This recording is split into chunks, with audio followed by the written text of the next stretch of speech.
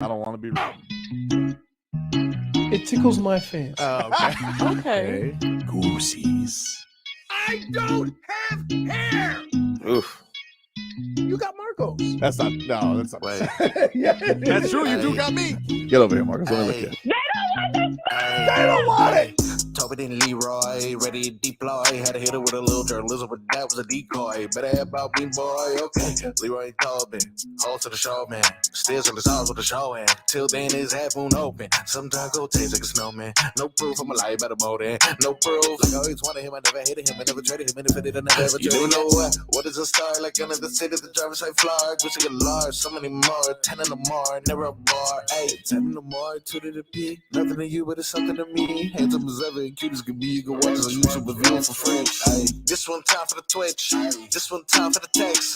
This one time for the phone line. Whole time, wonder what they gonna do next. You know, I just wish you guys would stop the quibbling. Is there a new champ? Is there? Do we have a new champion who's come for the Peach Belt Whoa. with Vladimir Guerrero Jr.? That's what I want to know. Is he coming? Does he have himself? Has he dethroned the king? Our own point guard, Kyle Lowry. Has he come for the crown? Because I'm watching this game yesterday. We know. My God. Wow. And then your little sidekick, Marcos, Oh, it's me. had to put the dump truck.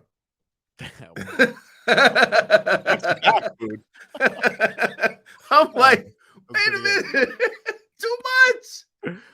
Although you got to imagine, like, what if Kyle Lowry played baseball, right? Yeah. Right? He wouldn't be in heat shape. If he played baseball, if Kyle Lowry was like, I don't know if we'd be thinking the same thing. I mean, because if you got yourself a keister, Yeah. then I mean, baseball pants are going to show it off. You're saying he's going to be looking like Mrs. Met? Possibly. I mean, look at her. Yep. Got the cheeks. Baseball pants. That's what it is. That's really the key. It was, listen, it could be form fitting, but I'm watching Vladdy yesterday. I'm just like, man, first of all, I mean, just not built like his father at all. It's crazy. His dad's tall, but his dad was kind of Got a little beefier when he got to the Angels. But it was weird because Vlad Guerrero, he was thick from in his midsection, but everything else was long and wiry. Yeah, dude had a hoose. Yeah. A hoose. A real piss whistle. I saw him hit a ball that bounced into the plate. Really? Yes. Pull it up. That's okay. You know what's funny? I was trying to explain to my son today because the last couple days for the Giants, they've had some bombs going to McCovey Cove. Like Carl Yastrzemski's grandson, Mike Yastrzemski. Right. He had a walk-off blast in there. And I was trying to explain to my son because my son's actually kind of like getting into sports. I put SportsCenter on when he before he goes to camp. And he goes, wait, there's water out there?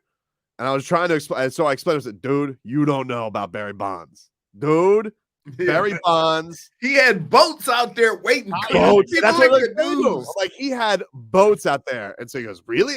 And here's the beauty of it. YouTube, dude. I said, let's YouTube Barry Bonds McCovey Cove. And so I just showed him an assortment of bombs from Barry Bonds going into McCovey Cove. So dope. And the idiots jumping into the cove. Could have gotten eaten by a shark, but they did it for a baseball. Yep. Worth it. I agree. Definitely worth it. What else would you do? I mean, just kayak on a beautiful Sunday? No, I want a Barry Bonds baseball. There's nothing like it, huh? Amazing. There's nothing. Hasn't been anything since. There's not like I'm trying to think. The two places that I've lived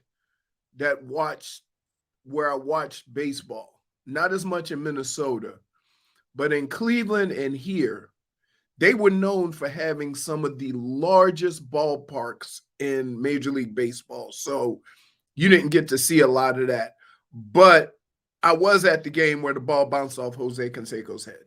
Yeah, that's great. You know a Barry Bonds game I was at? I was at the broken bat home run. The broken bat home run.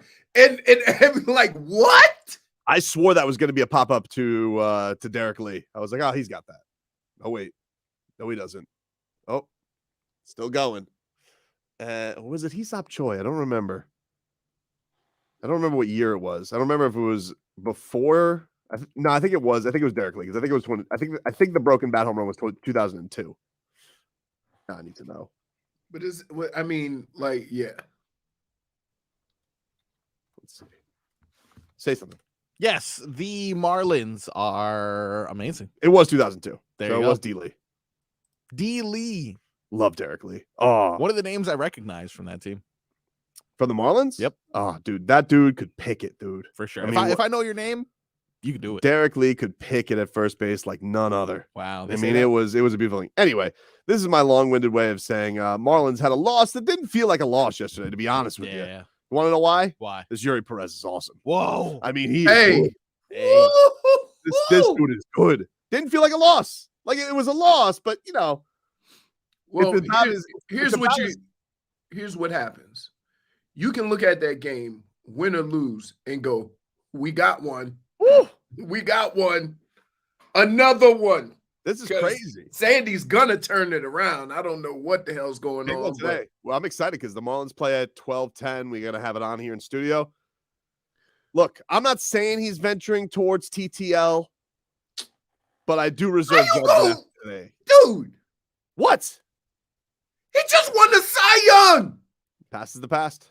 Oh, my! What have you done for me lately? The subject is current events. I'm not saying I'm gonna do it. I'm just saying I reserve judgment. Well, here, if I watch that, it's not beneath you today because you did put TTL on a guy that was batting 380. Oh yeah, dude. I mean, listen, but it worked. You know, it worked, and then he got back to 400. So he's back no to bigs. 398. Well, it's baseball. He was at 401 at one point in the game yesterday. Yeah, it's baseball. That's what they do. Yeah, funny thing about batting average, it fluctuates. Huh. Yeah. Wait, hold on. You're the one saying that? What? I'm just saying for today. Here's the way I feel. Sandman has been stinking up the joint. Okay, love him, but he's been stinking up the joint. Mm-hmm. His protege, who's a baby, is killing it. And it's a big start today. Rubber match, little matinee action. Go win me a game. Go do. I need last year's Sandman to show up on the bump today. That's what I need. Well, wait. You said the past is the past. Wait, how you gonna say the past is the past and then say I need last year's Sandy to show up? Well, I need that guy. I need that version. I need that guy. You know, all right, it's like when make Vince up your McMahon mind. needs the old Is the Stone past Cold. the past? Is the past the past, or can we go back to the past to pull? Like what are you doing? I need enough excuses for him. I think we've done enough excuses for him. Like it's not that he's, you know, there's a couple of things that people mentioned. One, he's not really a strikeout guy. He's a contact pitcher. Mm-hmm. And with no shift, there's more gaps. I'm not saying it's accurate. I took his take yesterday. Yeah, I know. But here's the other deal. He's not losing any velocity. No, it's control. So maybe he's trying too hard to strike out guys. Look, hey, maybe he is, but you want to know something? Here's the facts about it. When you're a star, I need you to act like a star. And this guy last year, he was the shining rose in a turd pile. Now, Didn't they go to playoffs? What? Didn't make the playoffs last year? What? No, that was 2 years ago. Last year. Oh, sorry. So hey, man. now, wow. Now, like very, very like. I'm sorry, that was 2 years ago. You were very aggressive towards me for asking the question. It was 3 years ago in a COVID year, 60 games. Yeah. Come on. Wait, you can't say that. And then when people say the Heat went to the finals because it was the bubble, you can't then turn around and say something like no. I think in baseball, I think it's a fair one. It was 60 games, dude. Like basketball lopped off like 10 games, and then they actually had the playoffs. Like the Marlins played 60 games. That's too good. But that would mean the Marlins are in the playoffs right now. Right. Okay. Like it would have been the Marlins clinched the playoffs already. Like that's what it would have been. All right. I got you. Here's my point. It's just, and I don't know why you get mad at me about this. When you're the star, expectations come with the territory. This guy got all the flowers last year. And by the way, he'd agree with this too. If I had Sandman in here, I bet he'd agree with this. It's why I called out Barkey during the playoffs, and I didn't know he was sick. But at the time, I put his captaincy on the line, and he responded. And when Luis Arias dipped to 378, I said, that's not good enough. And he responded. So what is Sandman going to do in this situation? We got a rubber match matinee today. I need him on the bump, and I need 7, no more than 3 runs. That's what I need. What the hell's wrong with you? What's wrong with you? You don't think you've been a little bit spoiled now? I'm not spoiled. Why can't I expect my ace to go out there and be an ace? Right now, the only way you could be even more spoiled if somebody walked in a hot churro. No. I want to just say something right now. Hear me out. You've been saying something the whole show, and you're being crazy right now. I wanted this to be known, okay? You know, the Marlins do a wonderful job. Did a wonderful job this week. Hey, can we start talking some fish? You guys have gotten your flowers. You've gotten your interviews out there. A lot of it's been great content. Thanks to AJ Puck for joining the show. Great dude. Here's what also comes with you guys being good. A little thing I like to call expectations, okay? 15 games over 500. Right, but I need Sandman. It's enough cutesy-wootsy free riding time, okay, dude? I need him to go out there on the bump today and shut that Jays lineup down. Here's what I have for your conversation. That man has been good for most of his career. Great.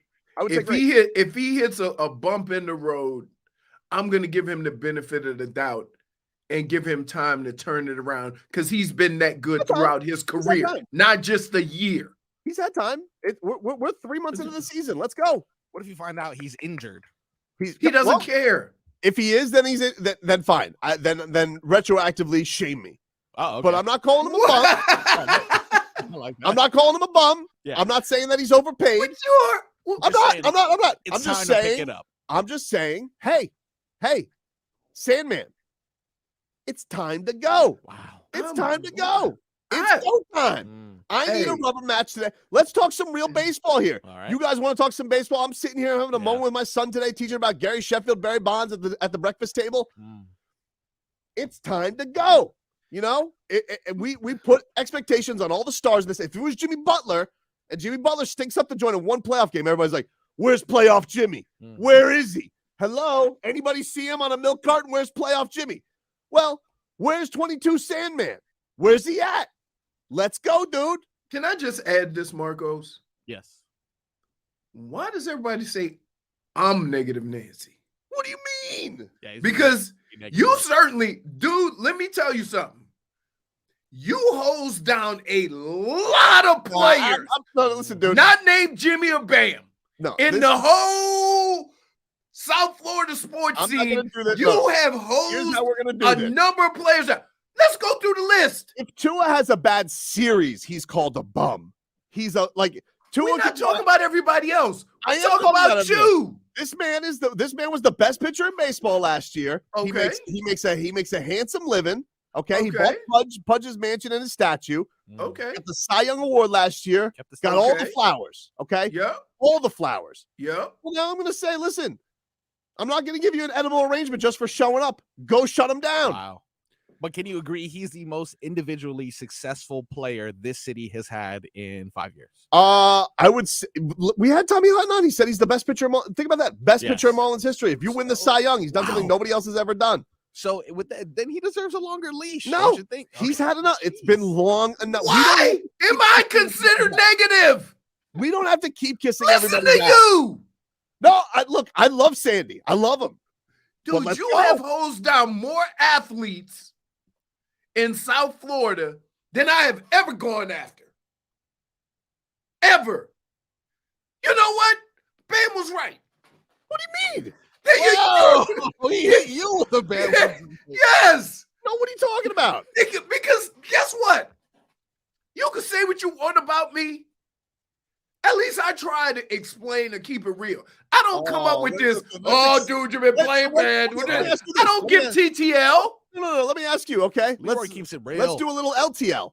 When can I do it then? When's the time? He just gets a pass because he won the Cy Young last year? Leroy said No, being the whole year. I'm not saying he gets a pass, but geez, can he get a little Cy Young patience? Time's up. I need a big start today. You determine when time's up. We're trying to chase down the Bravos. Let's go. Wait. Here. Hate those guys. Hate them. Let's go through the list of guys you hose down. Barkey. Oh, yeah. Right? Now, in that same breath, yep, you not going to give Sandy a pass, but you have never said anything negative about Bob. That's never. Not true. That's not true. That's not true. Not true. What? When I said he had to be benched, he got benched. Oh, okay? My goodness. I can't. I'm going to say, I'm going to be honest with you. I'm going to be honest with you. I can't recall that conversation. You saying Bob need to be benched? Come on, dude. Come on. CC, dude. They call me CC. All right? I call it like I see it. That's point for no. Tobin. That's not. It's creative. It's not creative, you know? It is. That's creative, dude. Call it like I see. It's pretty good. Except C starts with an S. Well, I'm thinking of like if you know, like Cecilia, you call it CC. Hey, you know what? You know what? Here's the deal. Both of you get a -1. You for saying that dumb crap, and Marco's not pointing out that C is with an S. Nah, I mixed it up. Yeah, I thought that was. I mixed it up. He's like Lil Wayne. I mixed it up with CC's Pizza, and of course the Spanish spelling of C.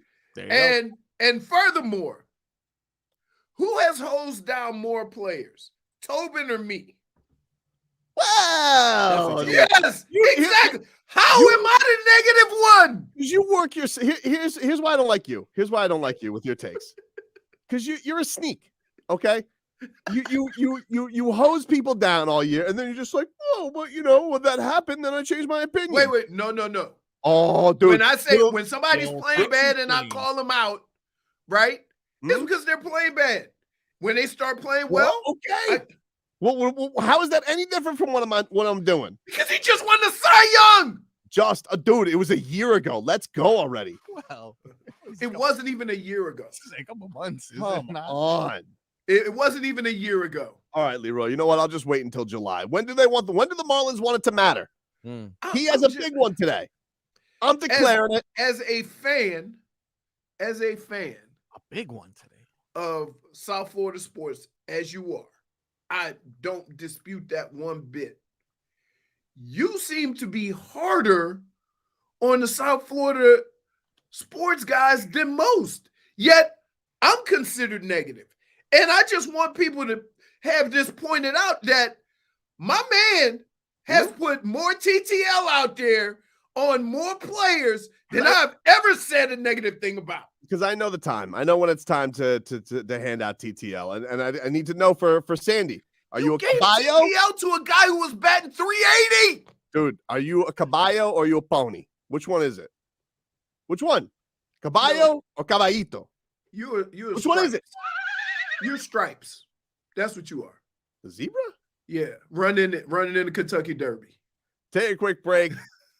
We'll talk a little. That was our headlines brought to you by New Palmetto Ford Truck Super Center. Why buy your truck at a car store? Palmetto Ford. We know trucks. We'll talk to Wes Goldberg coming up later this hour. Talk a little heat with him. Pat Riley spoke to the media yesterday. Goosies. Yeah, wait. You got to tell us when we come back. You got to tell us, you were in the room. Yeah, I'll tell you, dude. That's next.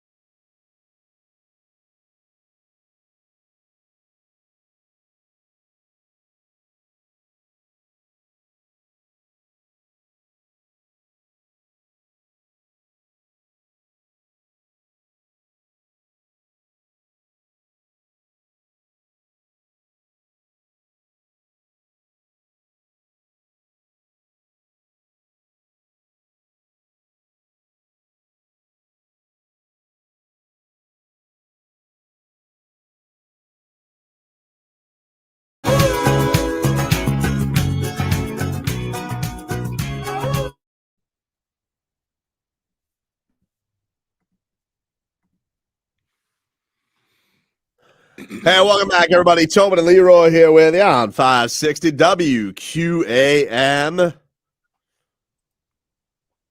Take you guys up until 2 o'clock. We're streaming live on YouTube and Twitch. Quick segment here because we do have to get to Wes Goldberg coming up. We'll talk some Heat with him. We will get into yesterday's talks with Pat Riley and his state of the franchise address. Him and Spo beefing. Whoa! Yeah. That was the biggest thing I took out of it. Wait, him and Spo are beefing, dude. Apparently, yeah. Pat Riley is not happy that he wants Suits back on the sidelines. Whoa. Yep. He's tired of this nonsense with the windbreaker and you guys looking like you guys working at TGI Fridays. Because especially Michael Malone. Michael Malone looks like he was serving me like jalapeno poppers for sure with that pullover, dude. For sure. So I'm just, I'm taking a look at it, and then Pat Riley, none too pleased with this, and apparently he's saying that, you know how Tommy Hunt says Leroy and I quibble, which I don't think is fair, but sometimes. Okay. Pat Riley admits yesterday, he says, "Listen, Spo and I quibbling." Coach. So by the way, coach and ties next year on the bench. Spo and I have already talked about this. We're having our first real marital spat in a long, long time, okay? And writers are not going to get in here unless they're coats and ties. Even our guys over here in the black shirts. So you're out, Tobes. That's just sort of a goal of mine. I want to get back to some kind of normalcy that I remember. I'm just kidding. I don't think he is. I don't think he's just kidding about the media, or is he kidding about Spo? I don't think either. I think that Mr. Armani is tired of this nonsense with the windbreakers on, like we look like a dodgeball. Remember I asked you yesterday? That's what you're wearing? I know. Well, thankfully, see, I wasn't the only one. How many suits do you have, dude? I have no suits because I sweat through my only one doing the Pat Riley humiliation. That's right. Dude, can I just tell you, Marcos? Yeah. I have never seen a human being sweat more in that quick a time. I mean, he had back sweat. The suit, it was like light green. When he got done, it was dark. It was disgusting. Schmolnick says Tobin in the tie is going to look like a pork roast. I hate ties, dude. I have ties. Point for Butcher. One of the sad things, my grandfather had so many ties because he was like Pat Riley. When you go to his furniture store every day, wore a tie, just to look, and he had always had a tie, always suited and booted, looked good. And like when he passed away, sadly, like my family's like, "Do you want his ties?" And I'm just thinking to myself, as sweet as that is, for what? I don't want to wear a tie. I hate wearing a tie. Rough. I hate wearing ties. What'd you do with the ties? Because guess what I had to do? I had to wear a tie every day to high school. Oh, whoa! Yes. Yeah, could not do that. A school tie every day. No way. You had to wear a tie. So, and then when we got to the NFL, certain teams required, like Carolina required that you wore a tie. Yeah, you see that on the headshots sometimes too, like on when they introduce the players and show their faces, they're like ties. I'm always like, but dude, that's just, you know what? No lie. I'm gonna take you behind the screen for a second. That's a jacket, a shirt, a tie, and some drawers. Of course. It ain't like the old Sports Center special. Yes. We'll get more to the Pat Riley thing. Wes Goldberg from Locked On Heat, one of our friends of the show. He joins us.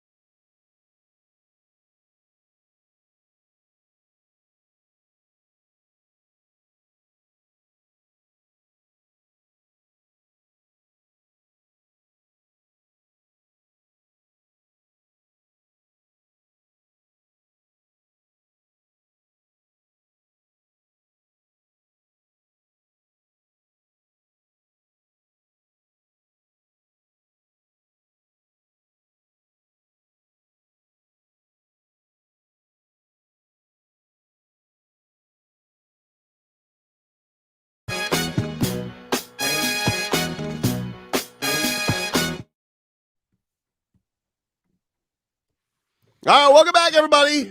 Tobin and Leroy here with you on 560 WQAM.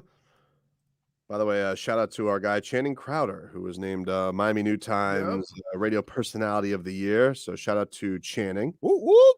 Rigged. What? I should have won. Yeah. Next year, dude. Let's go out to the Toyota of Hollywood guest line. Shop hundreds of Toyotas indoors in one of America's largest showrooms, the Toyota of Hollywood on 441 between Hollywood and Sheridan. Then we'll talk to our friend of the show, host of the Locked On Heat podcast with David Ramil. They do a fantastic job.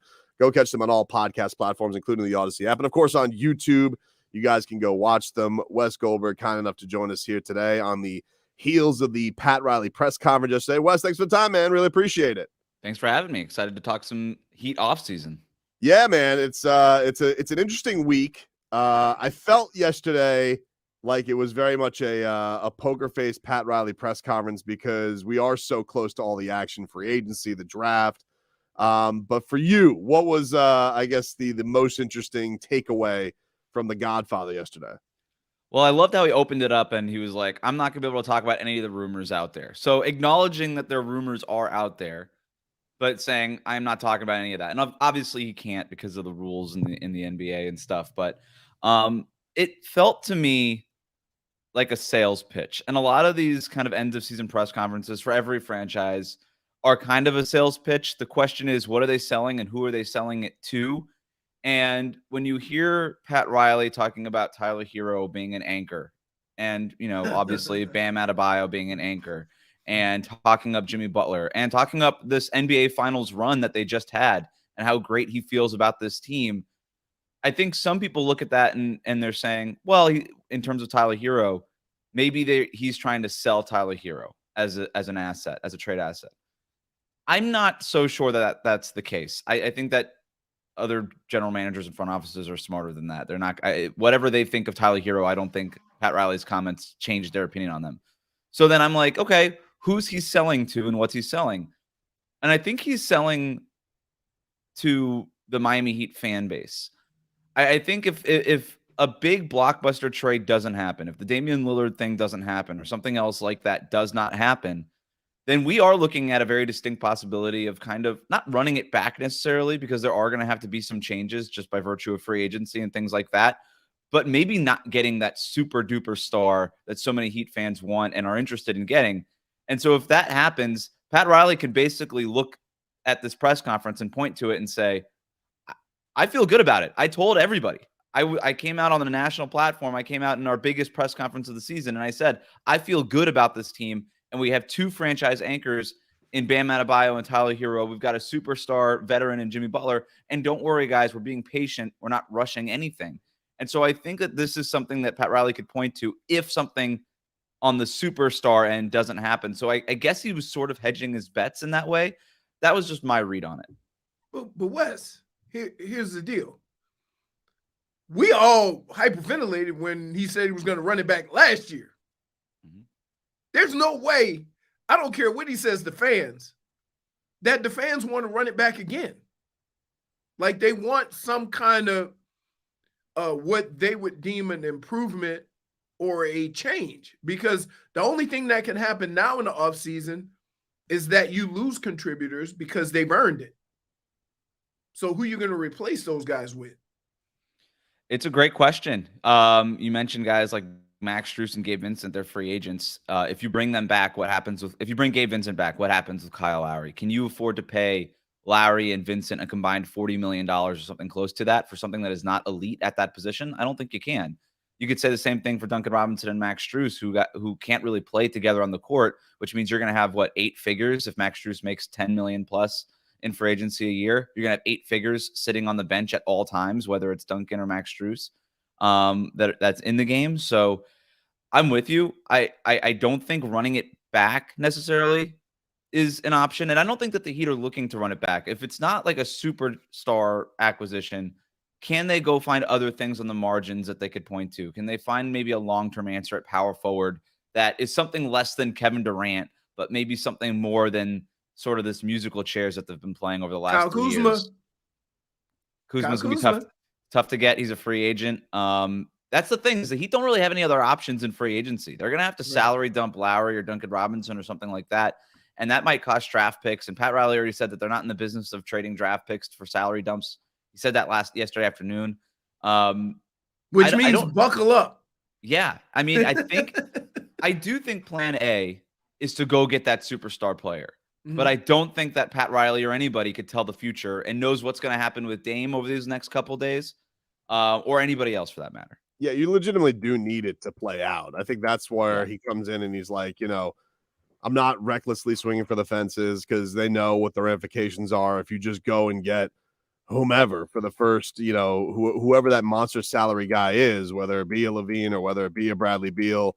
You need to know that that's enough. I think everybody looks at Dame and his credentials and thinks like, oh, well, that's an obvious one, but we know that there's a lot of parameters to that.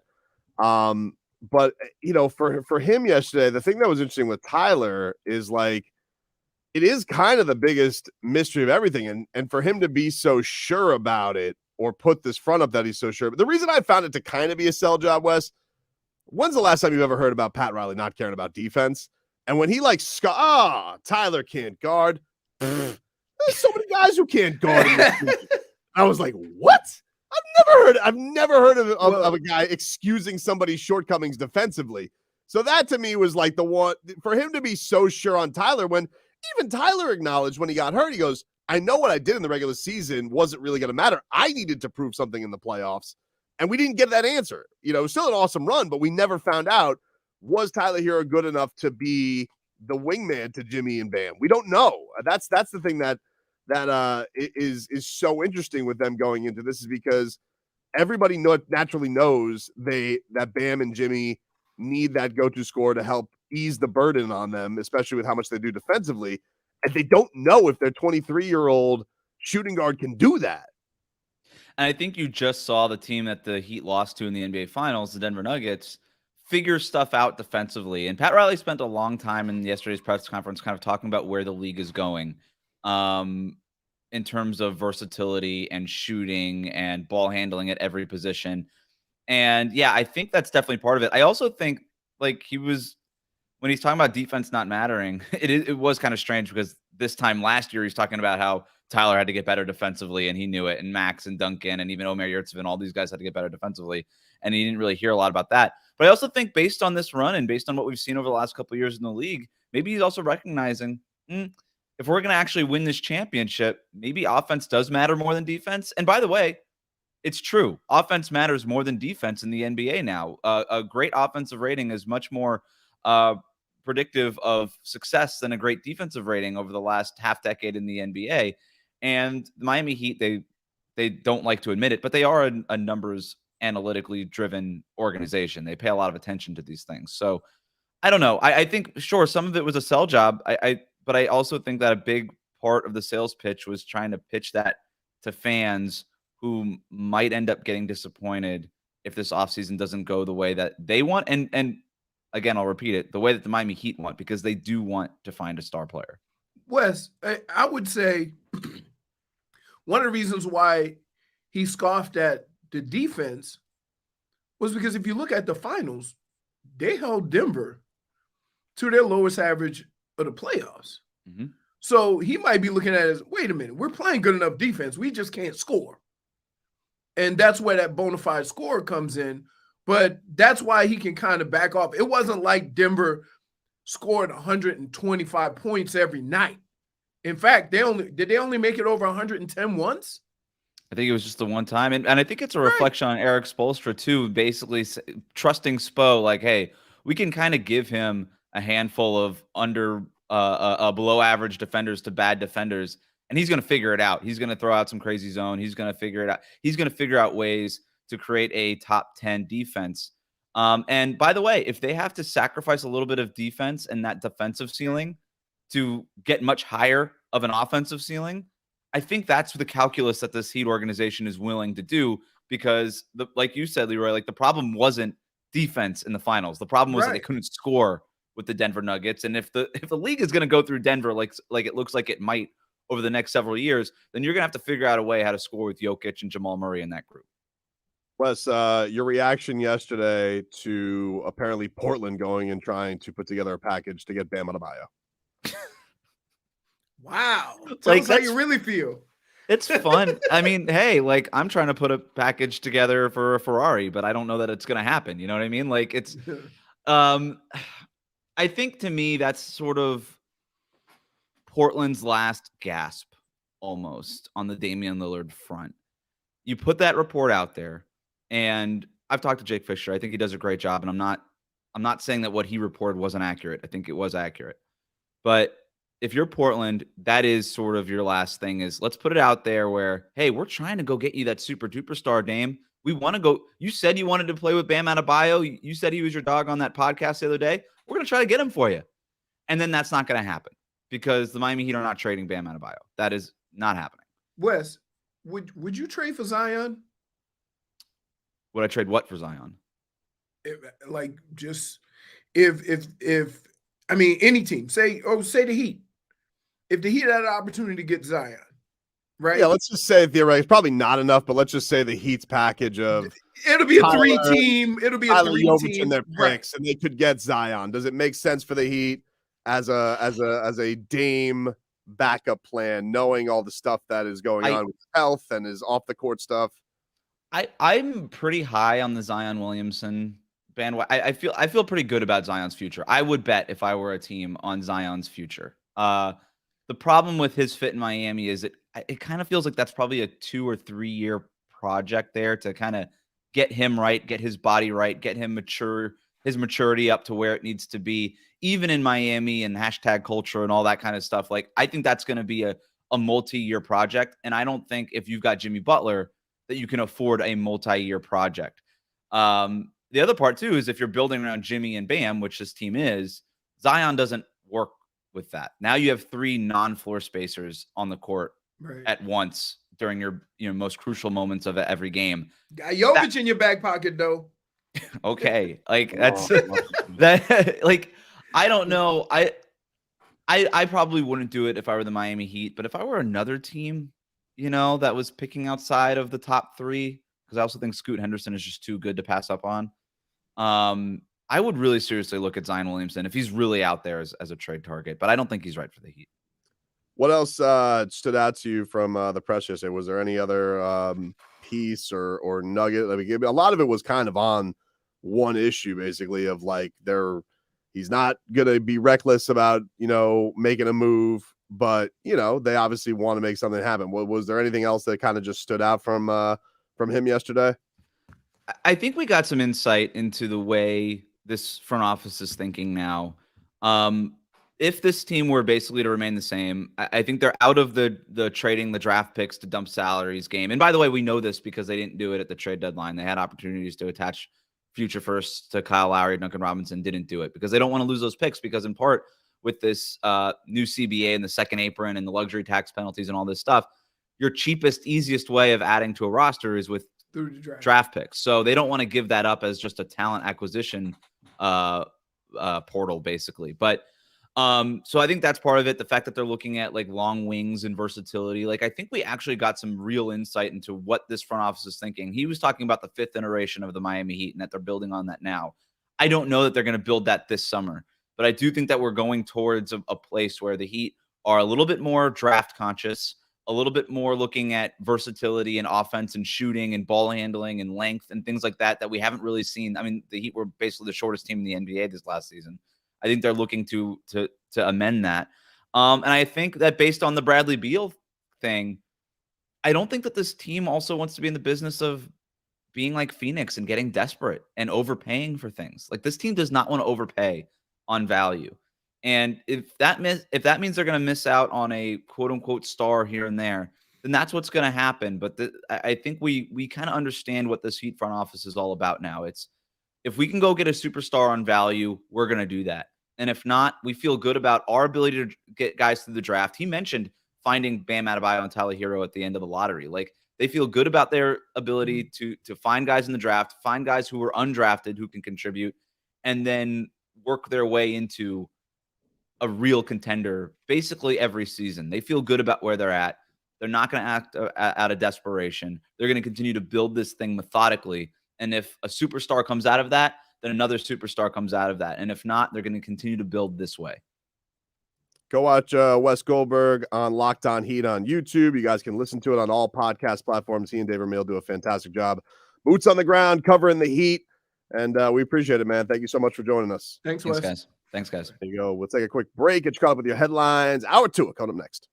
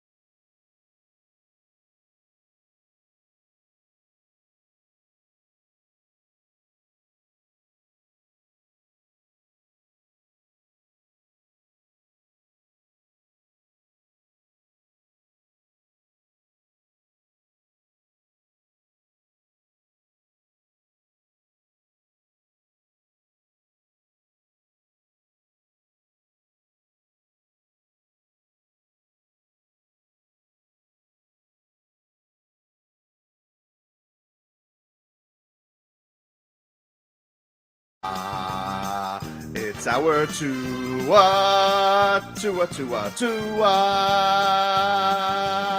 Tunga Vailoa.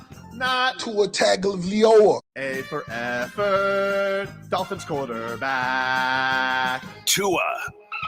It's our Tua. It's our Tua. Tua. Tua.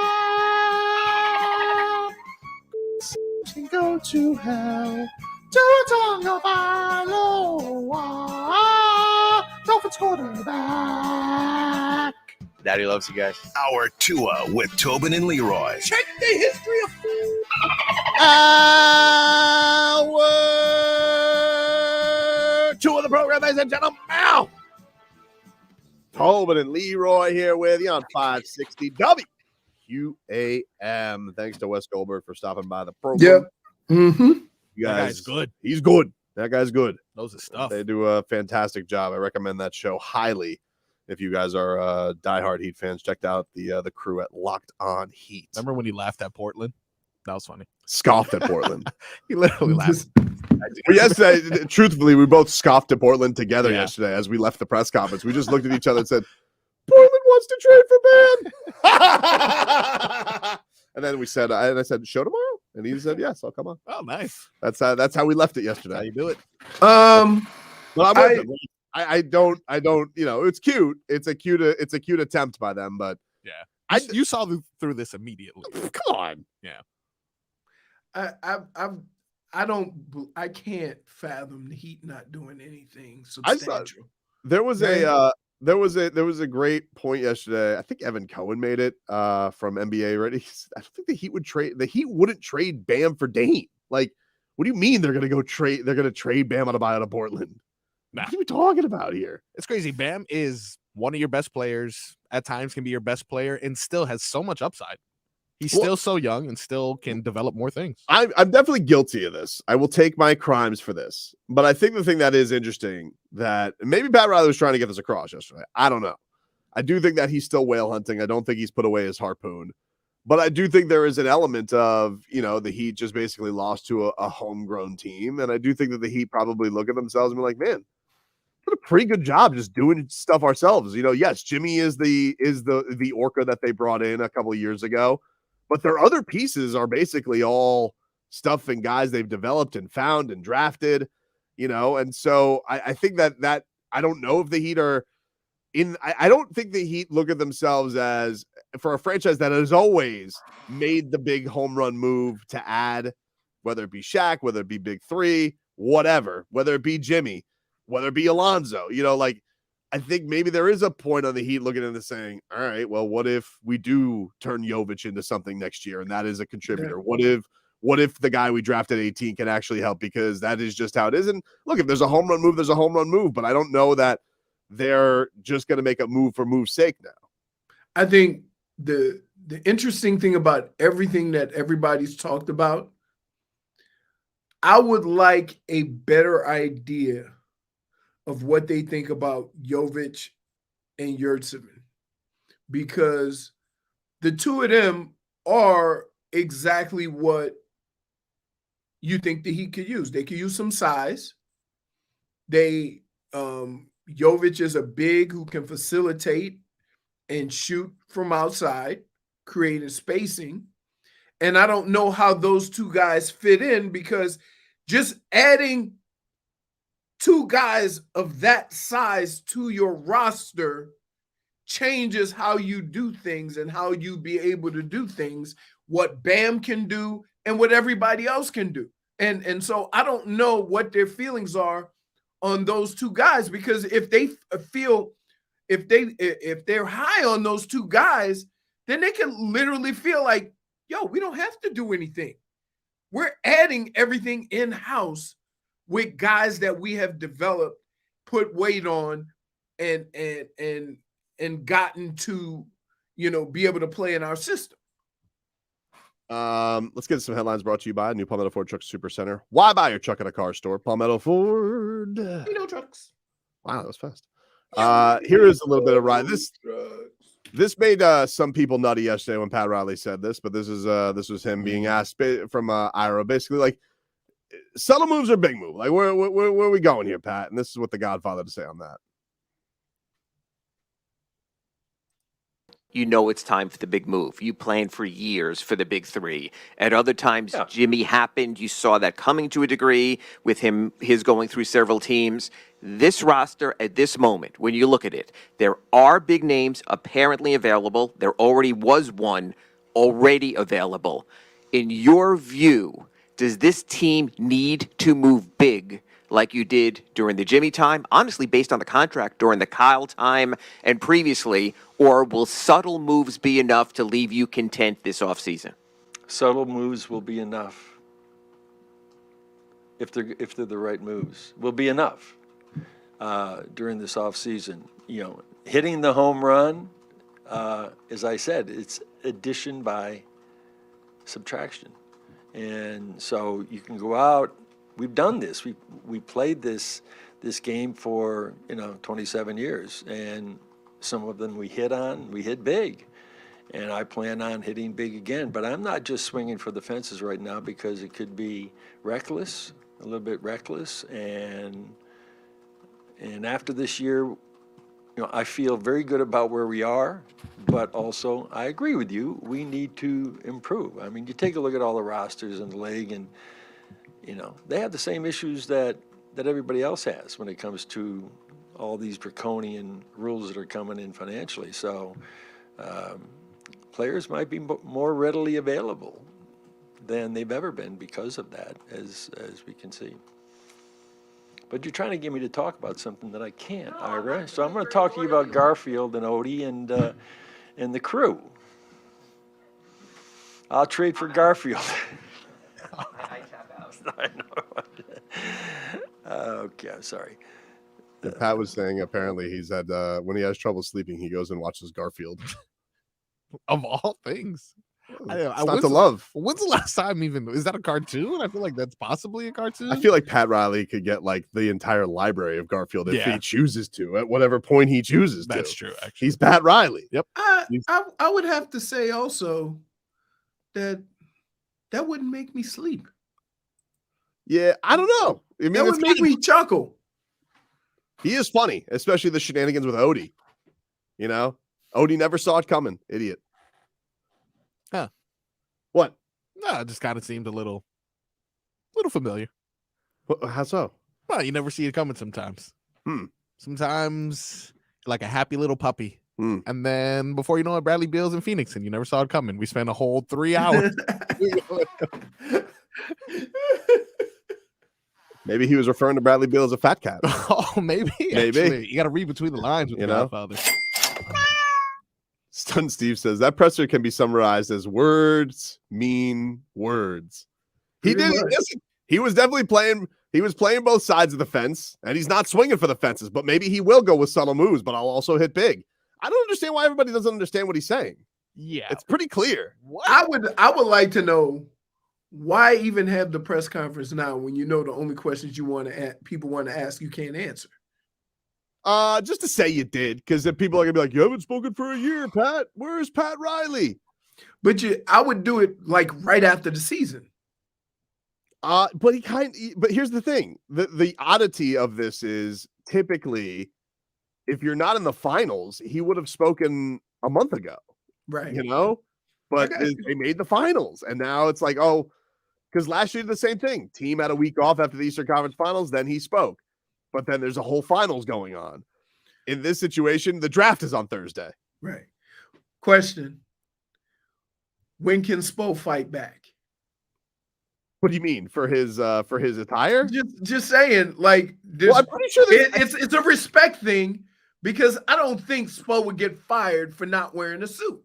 I mean, he has to, I think, win that if that's a case, because I'm pretty sure there's a coaches union and they decide. Whoa. So Spo could like if Pat Riley makes a rule, I suppose Spo could fight this with the union and have a grievance. No, wait a minute. When it's somebody you respect, you don't go at them with the rule book. You can't, right? That would seem like, wow, we're at a different level right now. I like Spo in a suit and tie. He looked good. I like Spo comfortable. I don't know. That Chris Quinn though needs. Wait a minute. First of all, you who despises suits and ties cannot complain that somebody else doesn't want to wear one. You sound ridiculous. If my mentor is Mr. Armani, like I gotta, like I'm sorry. I feel like Pat's gonna win that. I feel like Eric Spoelstra's just wearing a suit and tie next year. Pat's gonna win that out of sheer respect. He ain't gonna win it because Spo wants, you know what I mean? Spo's just not gonna. Like, I think that you have people in your life that you respect so much that sometimes they suggest something and you know damn well you don't want to do it, but because you respect the hell out of that guy, you just do it, right? I think that's where Spo is. Like, and he said they had a tiff, but I mean, how did that go? I don't know. Right? Because I gotta think that Spo has done enough in this league to be able to say no. He did say yesterday, he said Spo's the best coach in the league, but they're having a disagreement. But again, you talking about the best coach in the league, the winningest coach in your franchise. What happens if he say I ain't wearing a suit? I don't know, dude. But that's you know why you don't go there? Because Spo respects the hell out of Pat Riley. I think he does, but he also hates suit and tie. Well, he hates suit and tie because he didn't have to wear one, and so he's grown accustomed to not liking suit and tie. No, I don't think he's ever liked suit and tie. I think he's been like he's said this like we've been waiting for this forever. Like I don't understand why we have to look like that, and the reason they have to look like that is your boss because he made that cool. So, question. So, Tyler Herro can dress like LL Cool J? Yeah, I think so. They've loosened up on that. But come on, dude. So he's taking it out on Spo because he can't say nothing to Tyler? I don't know. You know what I'm saying? Coach and ties next year on the bench. Spo and I have already talked about this. Hey. We're having our first real marital spat in a long time, okay? And writers are not going to get in here unless they're coats and ties, even our guys over here in the black shirts. So that's just sort of a goal of mine. I want to get back to some kind of normalcy that I remember. I'm just kidding. But I'm not. The old like normalcy. He's not kidding. That was a fake. I'm just kidding. Like he didn't even like. That's like that's one of those where like when the Godfather says, it's like okay. Yeah. I think all of us just looked at it. I guess we're going to Men's Warehouse or we're going to Austin Burke's. Austin Burke, I get deals over there. Yeah, dude, you can get some deals over there. Yeah. But this was this was my favorite Riley obstacles but no obstacles yesterday was where he goes, there are no rules, but there are rules. No rules, but there are rules. There are no rules, but there are rules. Why does he always do this? What do you mean? There are obstacles, but there are no obstacles. Because there's rules, but there's no rules. Words mean words. That's fair. And they're in y'all seem to be using that line a lot. What do you mean? Words mean words. Words mean words. A lot of folks like Riley does it all the time. There are no rules, but there are rules. Words. I don't know. Samesies. Samesies. Like if it's like. There are no rules, but there are rules. How is that different from words mean words? Words mean, but that's what I'm saying. Like y'all got at me and start playing that over. When you look around and people are doing the same thing. He's Godfather though. He's wise. Spo's wearing that suit and tie next year. Yeah, he is. Wait, what? What are we? Spo's wearing that suit and tie next year. And all the coaches? I say we honor everybody. Coaches. First game, all of us wear suit and ties. Even you, J Fig. Suit and ties for all of us. Suited and booted. We'll be the Booze Brothers. Not the Blues Brothers, the Booze Brothers.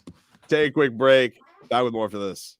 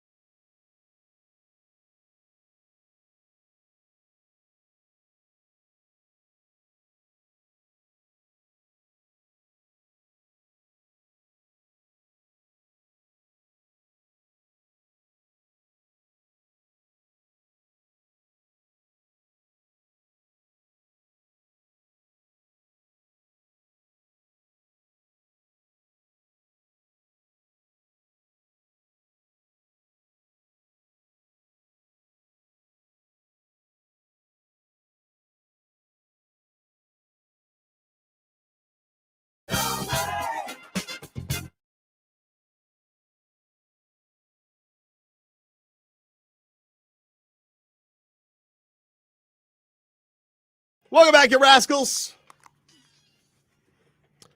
It's Tobin and Leroy.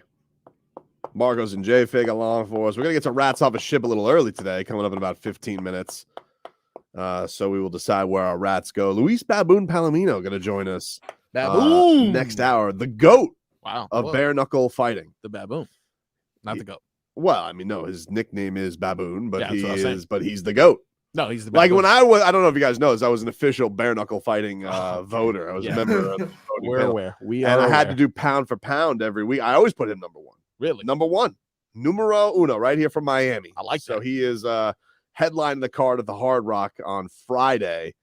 So we'll talk a little BKFC with him as that's coming up in the 12 o'clock hour. I heard some fight news, but it could be from Butt Crack Sports. So okay. I'm hesitant. What did you hear? Is Conor McGregor not fighting this year because he refused to test or something?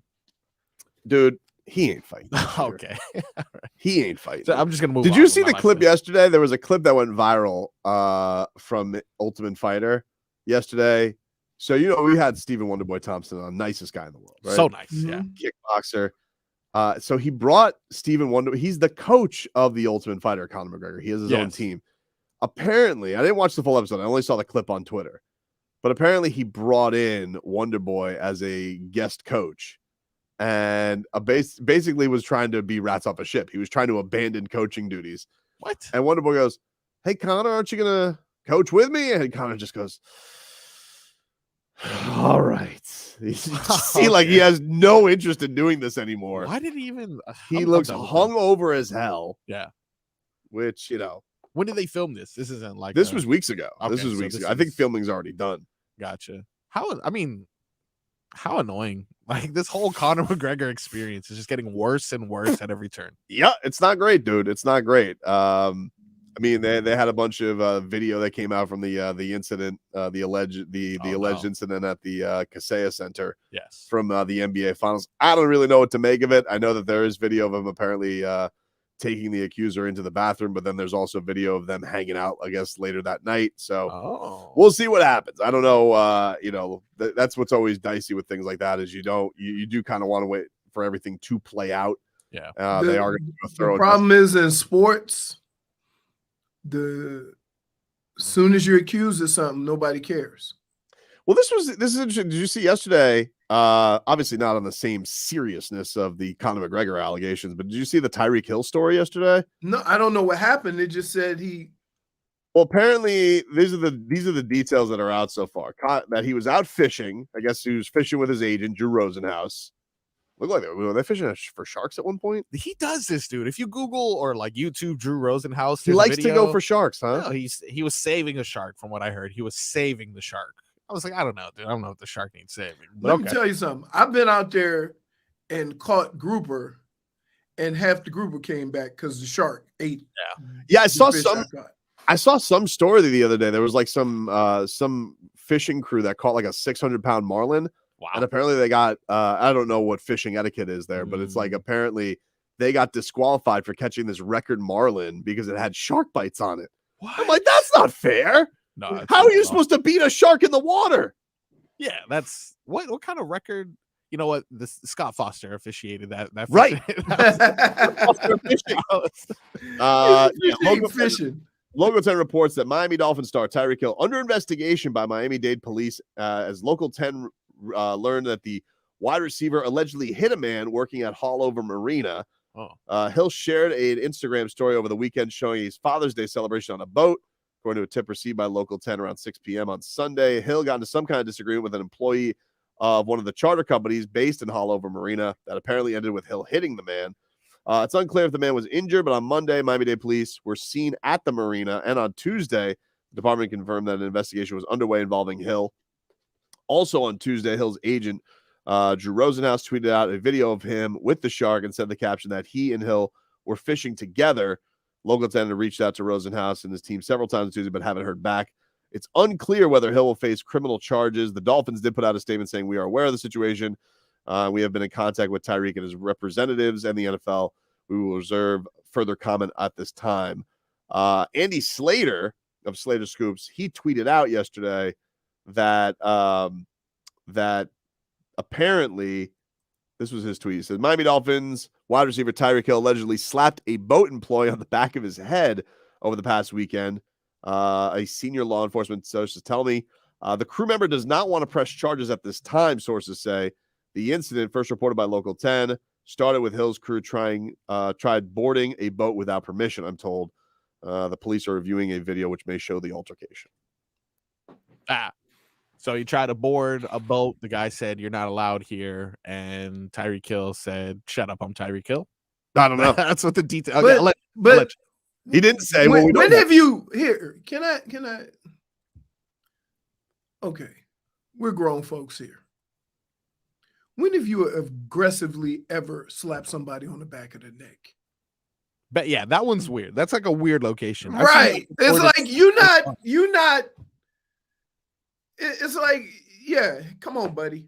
You know, like, I don't, like, that doesn't sound very aggressive. Yeah. But who knows nowadays?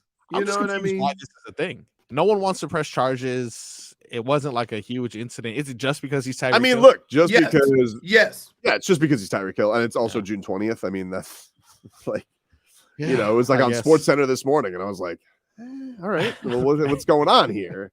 But no, he wasn't arrested. He's being investigated. It doesn't mean he can't be arrested. I suppose that they could watch it and they could arrest him. But can he switch his mind? Like, here, pretty sure it's going to be like, if anything, it's going to be a misdemeanor. Like, it's not going to be. But my question is that, like you said, a misdemeanor, right? Are we taking up the airwaves and you know what I mean? Because he got into an altercation without, anything serious happening. I mean, he was tweeting out yesterday pictures of him fishing. It doesn't sound like he's sweating it too much. Like, I feel like if Tyreek Hill is really bothered by this or worried about this incident, I don't feel like you're tweeting out your interactions with this crew at the marina, right? Like, doesn't that seem like the logical place? Because he's like tweeting out a picture of him with the fish. Do you have that fish, J-Fig, that Tyreek Hill had? Big ass fish. I want to fish one day, even though I don't like fish. What is that? That's a Is that no? What kind of fish is that? That's is that tuna? That's a Sauce Gardner. Okay. What is? Is that a tuna? No, man, that's a carp. I don't know what. I don't think it's a tuna. No. Somebody says amberjack. Yeah, everyone knows. You can tell. Amberjack. Yeah, you. Oh, that is an amberjack. Oh, okay, I guess someone who throws out the name amberjack knows what the hell that is. Amberjack kind of sounds like an IPA. It really does. I'd buy that. Amberjack. Amber, golden, light and golden. Yeah, with a little bit of Jack Daniels. Yeah, I'm surprised it doesn't come with like a monocle, a top hat, and some gin. Wilson. An amberjack Wilson fish. Nice. That's a big fish, though. That is a big fish. I bet that fish would probably put up a bigger fight than this altercation did. You ever deep sea fish, Tobin? I've gone a couple times. Oh, nice. No, the only time you've gone fishing is the story you told with your brother-in-law. No. I went with my father-in-law who wants me to go. No, I've got my cousin actually own like he's a big time fish artist, but also does like a lot of charters. Wait. Yeah, what's that? Like, what is a fish artist? Like he does a lot of nautical, like kind of like Guy Harvey, but better. Oh, cool. He actually does this. Yeah, he does this cool thing where like he paints marlin bills. People locally. Is that the shirt? Is that the shirt? Yeah. Same guy. Okay. Marlin bills? Yeah. Paints, cool. Yeah, it's a cool thing. So I've gone with him a couple times. I caught a shark one time, silky shark. Baby one, a little one. It wasn't very big, but it was tasty. You ate it? Wow. Hell yeah, I ate it. Little shark fillets. Ew. Whatever. It was 20 years ago. Gross. It was delicious, dude. Yeah, I'm sure. It's fresh. Caught a lot of mahi too. Ugh. Mahi, delicious. You hate all seafood. But here's the only thing I hate about the mahi. They go from a big old head to a little bitty skinny tail. So once you get down to the end part of that, when it's filleted, yeah. But no, I had some. Yeah, I like fishing. It is a whole ordeal though. Yeah.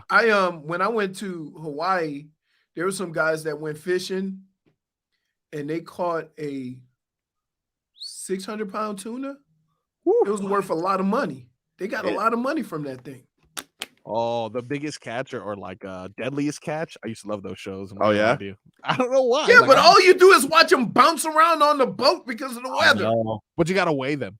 That's my UCF favorite part. Andy says nickname for the Amberjack, Reef Donkey. Whoa, is it? Wow. I guess we got someone coming from Vlad Guerrero's belt. That's a point, you rascal. Yes. Point for Marco. So I'm not a big fan, Marcos. I'm not a big fan of traveling 45 minutes to fish. Yeah, that seems with all this water. We lot. got to go to where we look like a grain of salt in the ocean. It's scary, dude. That entire Right. ordeal is just too scary. Plus scurvy, dude, you know? What? You Oh, That's gotta not- wonder about scurvy. Dude, what the hell is wrong with you? But Jesus. and the weather, like the best time to go is like in the winter. That's when you catch your marl in there, your mahi and stuff like that, because they all come back down for the warmer water. But now they all go up north, so there's really I don't know what you catch out there. I do like the whole idea of just like, going out on a boat, drinking some beers, throwing the fish line. Yeah, that But seems... there's the thing. I don't want to touch anything. You're not gonna eat Wait, anything. you're not. Would you catch what you eat? Are Like, you would one of throw the? Are you one of the five? guys that don't touch the fish? Guys, I'm talking about I don't even want to remove Just the 'cause fish it's from the slimy? hook. I don't want to put the bait on the hook. I don't want to Oh, touch. you one of those guys to go fishing Yep. with. I'm gonna have the beer. I'll be like, that's a good fish. Or if you already got it, I'll pull the thing. Yeah, just let me get in there. I'll pull the thing. You know, actually, the bigger Tyreek Hill news yesterday, and this could be something. It could be nothing. Why would they do that? Did you see him commenting yesterday on DeAndre Hopkins? Doing a little recruiting. Are you serious? Wait, Yeah. hold on. It's a red zone. Hold on. Just Hold a red on. zone option on the cheap skis. What? Hold on. What? Cheap skis. This team does not need DeAndre Hopkins. Can you stop? Need is subjective, right? No, Like, it's not. It's subjective, right? It's in the eye of the beholder. And if you, You look got at two guys who get 100+ targets. Red zone. We lost Gasecki. Right. Who do we go to? it's a different type of receiver, Leroy, you know? Yeah. Imagine him. A slow Dalvin one? Cook. Well, hands though, dude. Hands for days. Yeah. One time you win a season without dropping a ball. Dude, stop it. Dude, this is what drives me crazy. Let me read. You the are tweet. being just ridiculous. No, let me read the tweet. Okay, JFA, put it back up there. So DeAndre Hopkins yesterday posts, whoever's in my future wide receiver group, I promise I will make your job easy. Oh. To which the cheetah comment tweeted with like a sticking tongue out delicious emoji. Like he likes the idea of that. That's what that means. Why would he tweet because that? I look at it as I look at Tyreek Hill laughing at that, going, I make everybody's job. Oh, easier. no. I don't take that at all. And here's the other thing. I don't know if you guys saw this. Did you see what Dalvin Cook said the other day? Oh. Dalvin Cook went on the Schefter podcast and says he wants to be on the same team as DeAndre Hopkins. Whoa. Ergo, where has Dalvin Cook been most linked to? Whoa. Miami. Boom. So why don't we get a little hop, skip, and a jump to DeAndre Hopkins? Whoa. Dude, you don't. I mean, this is all I coming hate- together, Yeah. baby. Can I just tell you? All Red coming zone together, dude. Can I just tell you? Turn I up. hate this Arsenal, more than dude. I hate this more than anything Why? because it's stupid. Could You imagine? know damn well the Miami Dolphins don't need DeAndre Hopkins. No, but what if it Need- also lands you Dalvin Cook? Oh. Come on. It's a And twofer. then they can open up a restaurant called Cooking Hops. Whoa. Yep. Beer? Yes. And- oh my God. Exactly, dude. That's what I'm talking That's about. what I'm talking about. Marketing. We got it going on. We can have it Yes. like, dude, here we go. This is good. Hopkins, Hill, Waddle, Mhm. Cook, tight end. One word for the Tight end? both of you. Tight end. What? One word for the both of you. Yeah. Yeah. Idiots. Why? Mm. It's come on, man. What does Mike McDaniel think about this? Like, I feel like Mike McDaniel would dig this. Like, if we pitch him the idea, You don't need a wide receiver. We don't not need we a yeah. wide receiver. Who hates stars? Like, I'm sorry. Like, to me, Mike McDaniel's like Galileo. Like, How he likes many- all the stars. That's true. What would Socrates say to that? exactly, dude. This is ridiculous. Why do you do this? This Why makes do I do no what? sense. Don't blame me. Blame the cheetah. Oh, the real SDI. Here goes Leroy hating fun again. Hating fun. He's there right. you go. That's You're- me. Dan was That's right. me. Hating Yeah, fun. that's it. You got on me. You got on me for what? You got on me for a simple call out of Sandy Alcantara, which, by the way, we're minutes away from. Okay. Jesus. RBA Richie says this is slow summer sports at its finest. It's not, dude. If Tyreek Hill's going to go out, it is. If Tyreek Hill's going to go out here and he is going to put his stamp of approval on bringing in DeAndre Hopkins. Yep. You don't. That's what he said. What else does that emoji mean? Yeah. What else could that mean? What else could that? What could it mean? Leroy's like, oh, he's laughing at it. Don't need that. Yeah. Oh, licking his chops. Need is a state of mind, Leroy. Is it? It is. Need is a state of mind. That's what a good. beautiful That's comment. Hey, who would you rather have? deep. I mean, like, all respect. I mean, we met him at the I would rather almost got you. go and hit my head on the wall and knock myself out Wow. than hear this nonsense. Why can't I ever want a star? Rough. You have stars. I want more. Oh, okay. Does space always like, oh, we have enough stars? No, space always. Why wants didn't we try to sign Aaron Rodgers? Good too. Nah, that's crazy. That's my point. Drugs. You just made my point. Can't trust him. There's only one quarterback, dude. It's like 50 also. How many receivers? You know, 3 receiver set. For sure. Now that we're removing the tight end, we may just go for All respect to Braxton Berrios. I mean, listen, Ooh. I love what old You got Braxton excited was. when they signed Braxton Berrios. I was, and you don't scoffed stop. at that too. By the way, what was the last time that Leroy scoffed at me getting a wide receiver? Yep. Braxton Berrios. Look at that. Who's on the Dolphins now? So who knows football, huh? Who knows You do. football? Go. What do I know about football? What does he know? You're right. 60 None. touchdowns. Oh, You know who you remind me of, Tobin? What? Baldy. That guy knows Dude. football. Baldy. I bet you Baldy would love this idea. For sure. I You bet know you what? Baldy would love this On idea. the cheap skis. On the- You know Dude, what? what if we get him on the cheap skis? You know what? We're probably not going to get him on Hold the cheap on. skis. One of them at least. Hold on. You know who I'm gonna get a hold of today? Who? Brian Balding. Wow. Whoa. I don't know if I'm worthy. I don't know. Baldy. Wow. Oh, man. I Let's got get to his opinion. gotta on it. gather myself a little bit. Rats off a ship is next.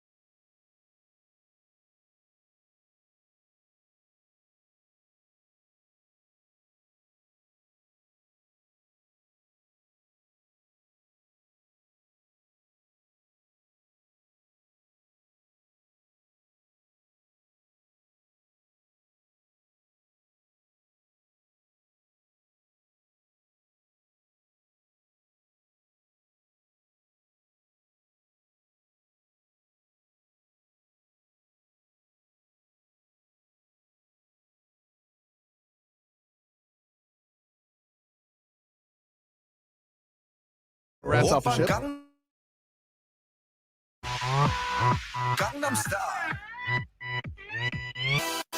All right, welcome back. Tobin and Leroy here with you on 560 WQAM. Got Marlins baseball coming up here in just a matter of minutes. But before that, we got to play our favorite Wednesday game, everybody. Rats off the ship. Game 6. Rats off a ship. Where's J-Fig? I haven't seen J-Fig since yesterday. Huh. But Okay. there is no worries because I will hit you with the rats off a ship topics. I have them. Indeed, you do. From J-Fig. Oh, she's back. Oh, wait, she's back? I think she just popped in. Maybe something happened. Maybe they cut her line. Maybe. Am I Maybe right, they Leroy? Maybe they did cut her line. Happens to Leroy a lot. You got to deal with those damn lawn people. Hello, Jennifer. Hello. They did not cut my line, guys. Oh, okay. Were you hobnobbing like me? I got Yeah, caught Marcos hobnobbing. was late too. Were you StreamYard hobnobbing? just I was loves hobnobbing. me when I'm at home. Ah, all right. Well, are you ready to do Rats off the ship. Oh, that's the energy I like, J-Fig. What do we got today for Rats Off a Ship? All right, number 1, Sandy Alcantara needing to get his ass in gear today. Oh, dude. Today? Listen, I am not Rats Off a Ship, but this dude needs to get his ass in gear today, man. I am not Rats Off a Ship on this. Are we there already? Ass in gear? I need him to get his No, ass I think out Tobin's in the one gear that's today, there. dude. I'm not Rats Off a Ship on it. You know what? It's a big game this afternoon. Sandman on the hill. Get your ass in gear, dude. Wow. Leroy? I'm not rats off a ship. You're not. Oh, so you're Rats not off a ship? Rats Off a Ship. He agrees Whoa. with me. There you No, go. no. Oh, Leroy. That's our boy. Got it The South backwards. winner. I'm way rats off a ship. Oh, okay. Oh, okay. all right. Come on, cut it That's out. completely Mr. Patient over here. Yeah, completely different. I mean, he just won the Cy Young, so I'm gonna be a little more patient. Great. How many wins did the Marlins get for him winning last year's Cy Young? Wow. This guy's lashing out. I'm not lashing out. You are. I You love are. Sandman. You started the show lashing out. I'm not Oh, lashing nice. out. I just expect listen, if you guys want to care about good baseball, I need my best baseball players to play well. That's fair. I don't know what's so wrong with that. J-Fig, where are your rats? Huh. Okay, wait. I don't want to get this wrong. I agree with Leroy. Your rats off a ship. I'm rats off the ship. Your rats off a ship on him needing to get his ass in gear? I don't even understand this. I had to do an impression. Rats off a ship. Look at this. Oh, He's trying okay. to show us what's going on. Okay. What the hell, dude? I don't know. Rats off a ship on this, dude. I don't know. Wow. So can anybody even hear us on Twitch anymore? That is an interesting. I'm positive they can. Right? Okay. Yeah, they're still Yeah. here, right? I Yeah. mean, Jay Fink can hear us, right? That's fair. I That's can hear you fair. guys, yes. That's all that really matters. That in is life. all that really matters, but we don't have our Rats Off a Ship music, which kind of Nah. kills Rats I can do Off that a too. Ship. It's okay. We got flagged anyway on YouTube, so. Where are your rats, Marcos? I'm definitely rats off a ship, dude. He's a Cy Young winner. He deserves a longer leash. Okay. Well, Not how now. much longer? Hey, How okay. much longer? Tonight. If he gets lit up today, Yeah. Then we then watch you him know get what? lit up. Yeah. Then are you guys going to be on my side? Yes. No. Or If he more gets lit up. patience? Are we just No, going no. to sit here? We're going to hand out patience left and right. I mean, you're right. It has been some time. You know, it's not like the first game. Right. We are like I'm not- halfway through the season. Look, I almost. was like, oh, I remember when that Twins complete game happened. I was like, oh, Sandman's back. And guess what? He hasn't been back. Still working on it. ERA's touching 5. Let's go. Ooh, that's not good. But if he gets lit up tonight, then It's not you know, tonight, dude. He's getting lit. He's out getting warmed up right now. It's on television. Is it? Yeah. Wow. This 12-10 first pitch. I didn't really think this one. It's a Wednesday. That's okay. You know what? It's okay. We love afternoon games. Go Marlins. What is number 2, J-Fig? The Miami Heat trading for Paul George. He is reportedly available. Rats off a ship. What? Not a fan of Paul George. Never have God. been, never will be. You know, goes back to the days of the big 3. Mortal enemy. You know, guy's also another one. Comes up small in the playoffs. No thank playoff P. Layoff. Guy, get out of Not- here. not I don't off the want ship. playoff Get P on out of this team. here. Hit That's the what we bricks, dude. Yeah. Look what's I'm back. rats off a ship for different reasons. Oh, He's not- never not- healthy. He is never healthy. He is hurt a lot. He is healthy. That's all we need to add another guy to the roster that's going to take a quarter of the year off. Don't you also like that playoff piece probably going to be looking to be like, really? Kawhi's not the one you guys want to get rid of?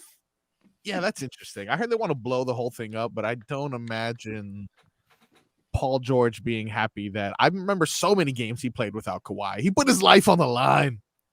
His reputation, at least, did not work out well. What about you, J Fig? Paul George tickle your fancy? No, rats off a ship. I mean, Wow. Is it what? What? No. Also, run game. Fair point. Rats off a ship. Marcos? Tough crowd. It tickles my fancy. I am not rats off a ship on that, actually. I'll take that. I feel like we can get him on the cheap skis. On the cheap skis? Oh my! You just like You saying can't get cheap nobody on the cheap making $30+ million a year, dude. I think he means trade-wise, though. Maybe you get him on the cheap skis. For sure. Of course. What's number 3, J Fig? The Dolphins reportedly being convinced that Tua's jiu-jitsu will prevent concussions, reported by Barry Jackson. Not rats off a ship. No I way. believe that his jiu-jitsu is going to prevent concussions. How many guys do we have to have? How many experts do we have to have out? Gilbert Burns. Yep. Max Holloway. True. Jorge Masvidal. True. How many fighters do I have to speak to that tell me that this is a genius idea by the Dolphins and Tua? And I have still people like Keyshawn Johnson be like, "Oh, doesn't know how to fall." Hey, guess what, Keyshawn? What'd you have to learn about it, dude? I mean, you're a wide receiver. Nobody was bearing down your neck. You don't know. Same thing with Shannon Sharp. Yeah. Get out of here, dude. Different ideas. Everybody's just afraid of a little ingenuity. So I'm not rats off. Ingenuity. Look at I'm that. not rats off the ship on this. I think it's a genius idea. I do think it's going to work. Solid. Leroy? I don't think Leroy wants to talk to anyone right now. Rats off a ship. Why? Rats off a ship. You can't stop concussions training for it. That's You're gonna get hit in certain. You're gonna get hit. You can stop a training for it. You just gotta really train. All right, Mr. Miyagi. Just train hard. I'm telling you right now, dude, this is gonna work. With the rattlesnake. Wait until he breaks that first With the break clover. ball. You guys aren't gonna know what hit her. Well, you like these defenses are like, whoa, how did he do that? Popped up like it was nothing. Yeah. You know? Always gonna do that, where you're on your back and you like do that, like The Rock used to do it too. Yep. Wow. If he did that following like a sack or something like that, that's demoralizing. If a quarterback pops up like that, wow. He's coming. You guys need to stop watching movies, man. What the hell is wrong with you? Imagine no one's ever dude. popped up from a sack cool. like that. Wow. J Fig, what about you? I'm not rats off a ship. That's right. You guys are idiots. I'm gonna tell you like this. Leroy's never called me an idiot. Most of the time that I've been concussed, Yep. I didn't know I was about to get hit like that on my head. How many let me ask you this, dude. How many jiu-jitsu classes you take? That's right. It still wouldn't have did nothing for that guy coming across and hit me that I didn't The see. answer's so 0. But the guy hitting Tua wasn't the problem. It was the floor. Exactly, dude. And you want to know Which is not moving, you want to know what beats the floor? and it's not softer. Jiu-jitsu. Jiu-jitsu. Dude, beats the jiu-jitsu. floor. Oh my goodness. You've heard of rock, paper, scissor? Where, floor, jiu-jitsu, helmet. -1. -1. That was That was terrible. to already add to a Also, dumb -1 conversation. to leaning. We're adding to that. Oh, yeah. Let's focus on that. -1. Maybe you shouldn't be lean, Roy. Leroy. Or leaning out of the camera. What's I'm number, glad, I'm glad they humor you, J Fig. You What's called number me an 4, J idiot. Fig? It's like you called me an You idiot called me an idiot. because you agree with these two knuckleheads. No, I agree with It's myself. true, though. Look, Okay. if wide receivers can take ballet, why can't jiu-jitsu work for Tua? Dude, exactly. Boom. Exact. And Boom. exactly. Boom.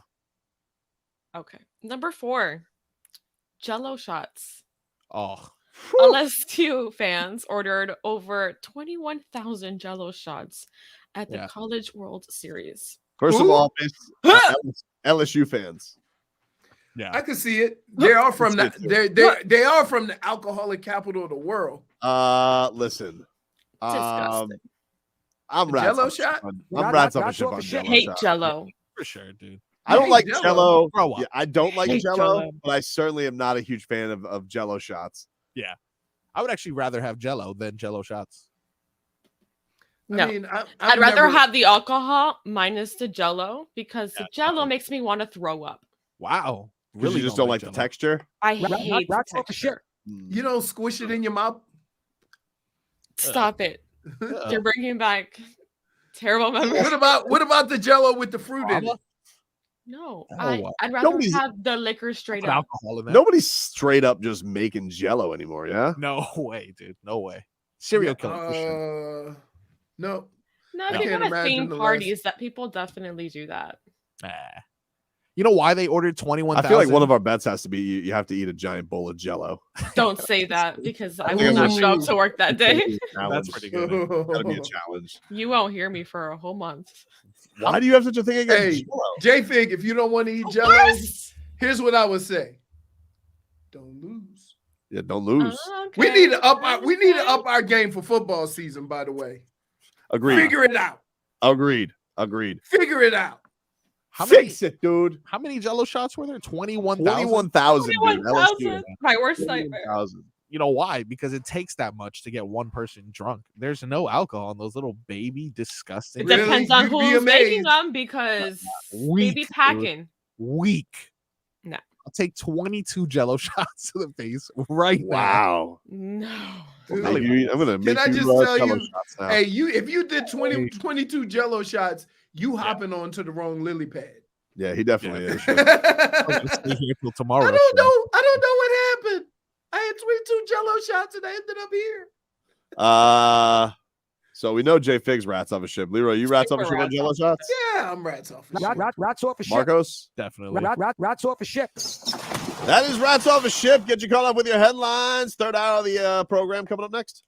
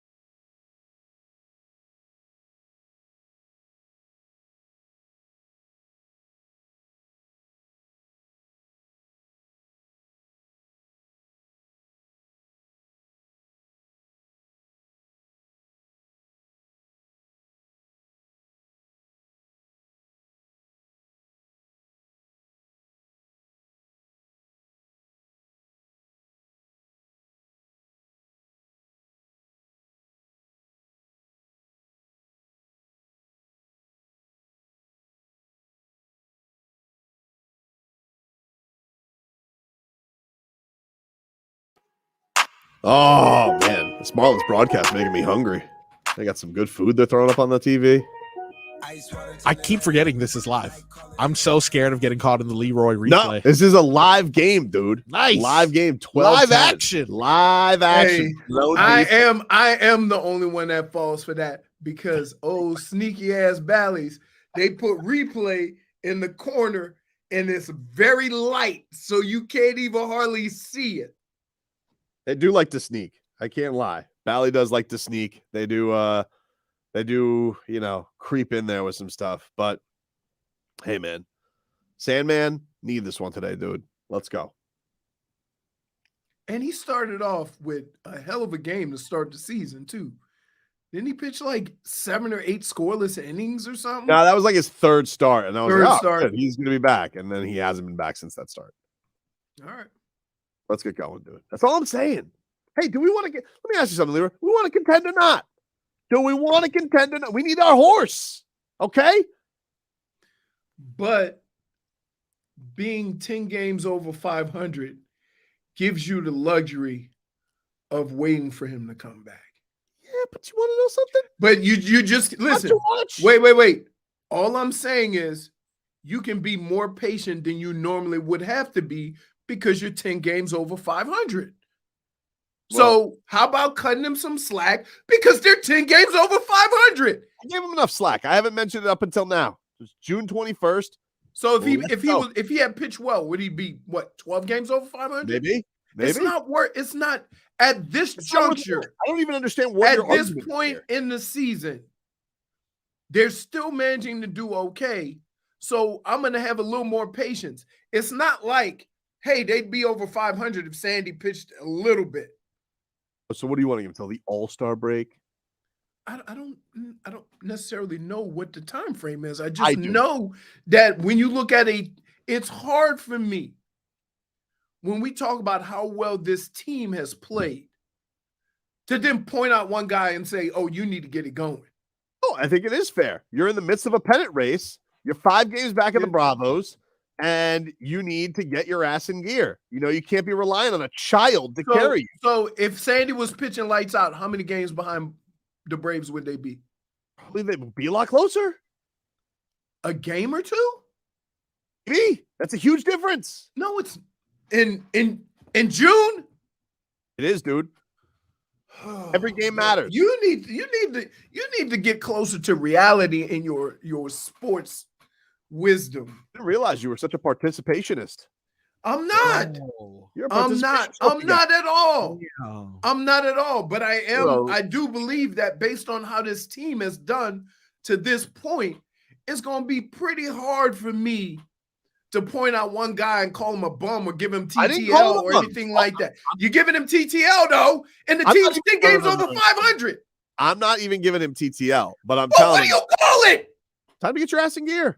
You literally said you were giving him TTL. No, you were. This is why I know you're. This is why I know you. No. -1 because this is why I know you guys are bad listeners. I said he's on the cusp of TTL. He did. TTL is when you get it. I'm not. He hasn't gotten it. He could get it.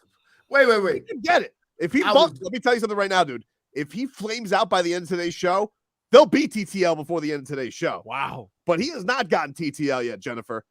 Oh. Trust me when I tell you, no TTL when you get TTL. Yikes. Not every little infringement of, hey, isn't this guy not playing up to? That's not TTL.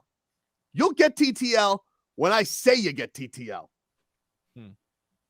TTL.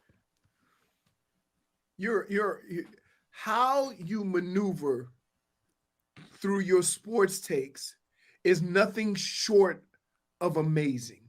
Thank you. Right? It's what frustrates the hell out of me that it makes no sense to pay attention to what you say because you're going to wiggle your ass out of it anyway.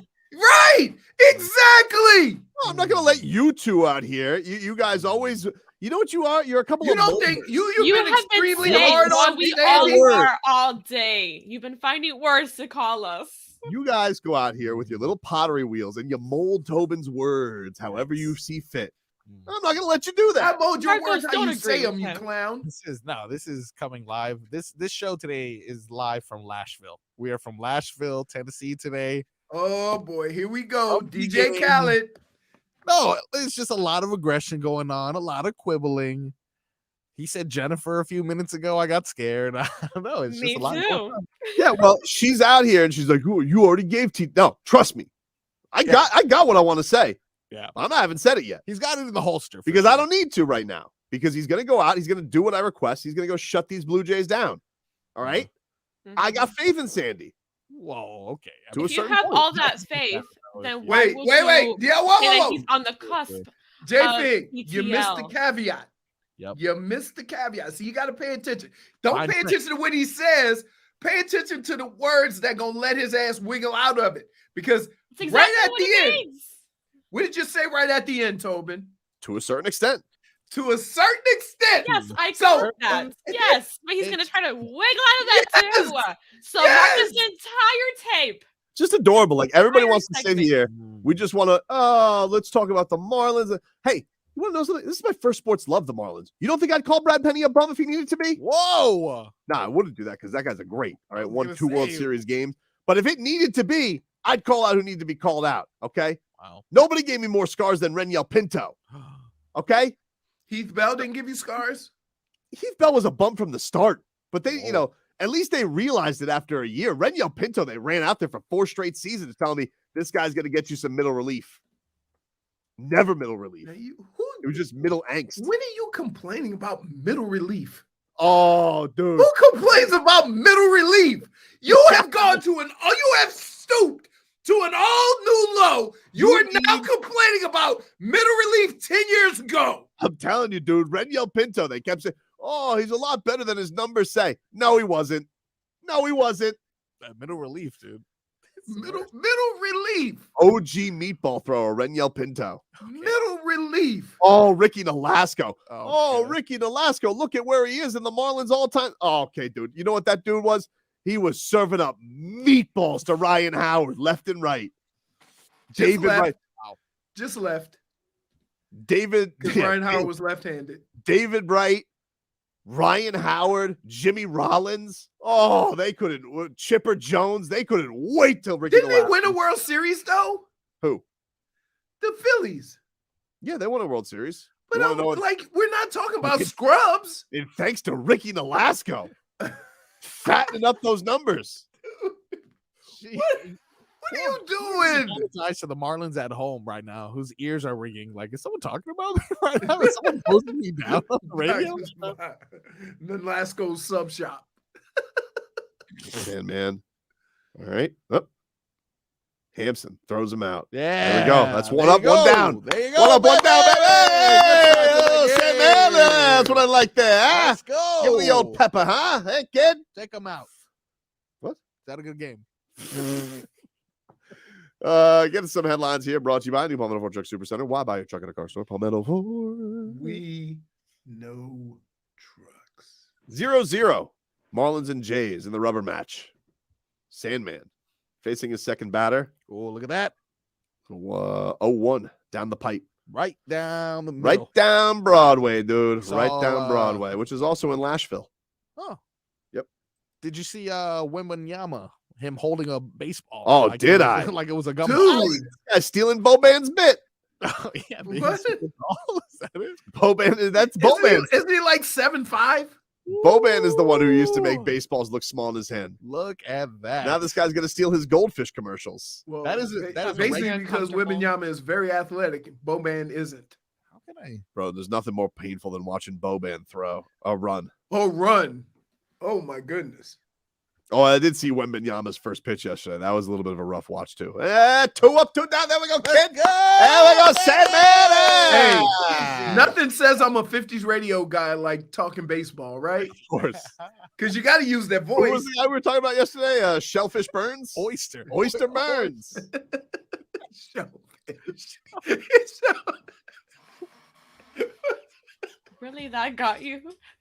He called him Oyster because he used to sell shellfish in the off season. Like, Yeah. really? That's a manly man. All right, I we'll take a quick break. Back after this. The first day of summer.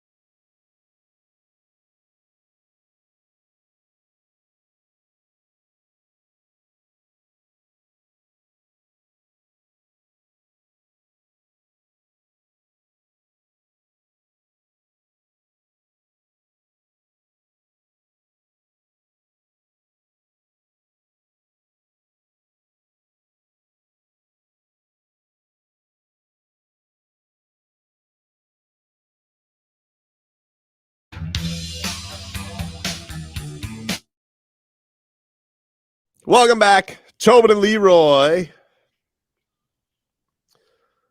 Sandy gets through the first inning. Why you say gets through the first inning? Well, he gets through the first inning. He gave up a hit. Just one hit. Well, a single. Just a little single. Sanchez kind of bailed him out there with that running down that fly ball from Vladdy. Speed. That guy's good, though. We got Sandy on the bump, facing the man with the rump. What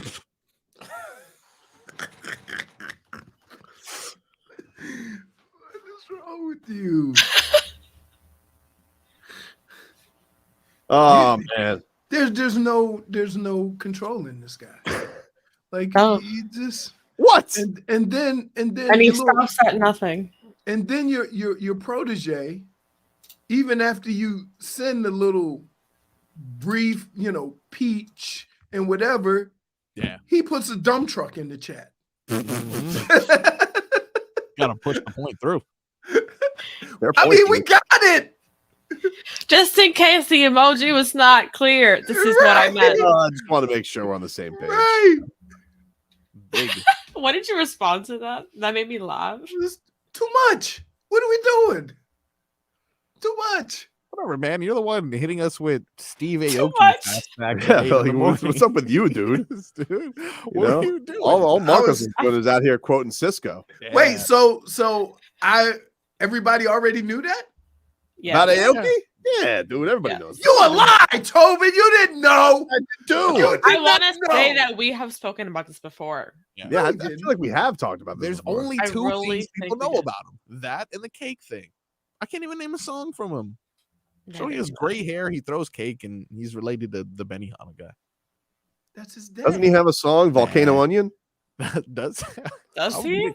He should if he doesn't. I'll tell you what, he should. I should have a song. What's that? Two idiots. Two. Wow. That's hurtful. Let's hear a little bit from Pat Riley. Hurtful? Really? That was a little hurtful. Really? Really? Let's hear from Pat Riley's hibachi press conference, which was kind of all over the place, a good mix of things. This was him pretty much, I would say, putting a volcano onion on Tyler Herro, really, lighting the flame on Tyler and letting him know. On his trade value. You're the best. He loves Tyler Herro so much. On his trade value. Doesn't even care about his defense anymore. On his trade value. Just an extraordinary scorer and fourth quarter player, big time shot maker. He's 23 years old. You got to watch it, with these guys. And last year he was out in the Eastern Conference Finals for almost 4 games with a groin, and this year he broke his hand. I'm a loose ball guy, ball on the floor, first guy to the ball. I'm going to caution him on his shooting hand, to go with his left hand or something. But, we missed him. People don't understand just how lethal he is in those moments. He gets bigger in the biggest of moments. He just does. We've seen it time and again, from the bubble to here. So, we've got 2 anchors in Bam and Tyler. Whatever your thoughts are about him, you say whatever you want. They can't guard. Yeah. How many people in this league, get singled out and say, okay, we're going to run a pick and roll, and we're going to switch, and we're going to bring Tyler up or Duncan up or Max up or Gabe up or whoever it was to create a mismatch, and that stuff, when you do the analytics on it, it's, whatever happens, but he's a player, and you got to think twice about. I don't know how I got into Tyler on this, but just bring me back to the center here, Tim. But anyway, it's that's how I feel about this team. I feel about him and about our young guys. We have a good anchors, and obviously we got good veterans, and we're excited about that. You see, St. Pat got the halo over him. I do. He does. Heavenly yesterday, the Godfather's presence. Hey, but I get that, and I understand all that. Just by the way, but he's really never going to say anything negative about any player that could possibly be traded. As he said there, I don't know how. Wasn't asked about Tyler Herro. Wasn't asked. Went into a 2-minute, soliloquy about why Tyler Herro is the best. That's what he does. I don't think he talked about anybody. Basically, didn't talk about anybody else. Just a little bit of Jimmy, little Bam, but Tyler. But he can't talk about Gabe and Strus. He definitely can. They're their own guys. There's no tampering. No, not until the free agent period starts. The year hasn't started yet. That's not true. You could talk about your own guys. Okay, I got you. I wasn't asked about him. But Okay, you could definitely talk about your own guy. Like he brought up Kevin Love. Kevin Love's a free agent. Let me ask you a question. When the season starts, or better yet, before tomorrow, do the Heat make a move? Before tomorrow, so before the draft? Right.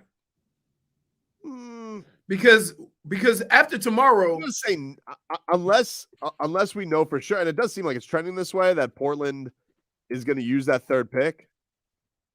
I'm gonna say no because I feel like there's going to be some more standoff drama with that before they've come to terms with trading Dame. So I'm going to go with no. I think they're going to end up using the 18th pick tomorrow. That's why I think he goes in the whole patience route and puts that out there.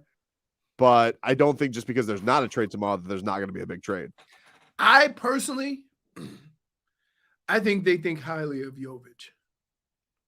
And he changes the dynamic of this team if he's even close to the 11 minutes that we got.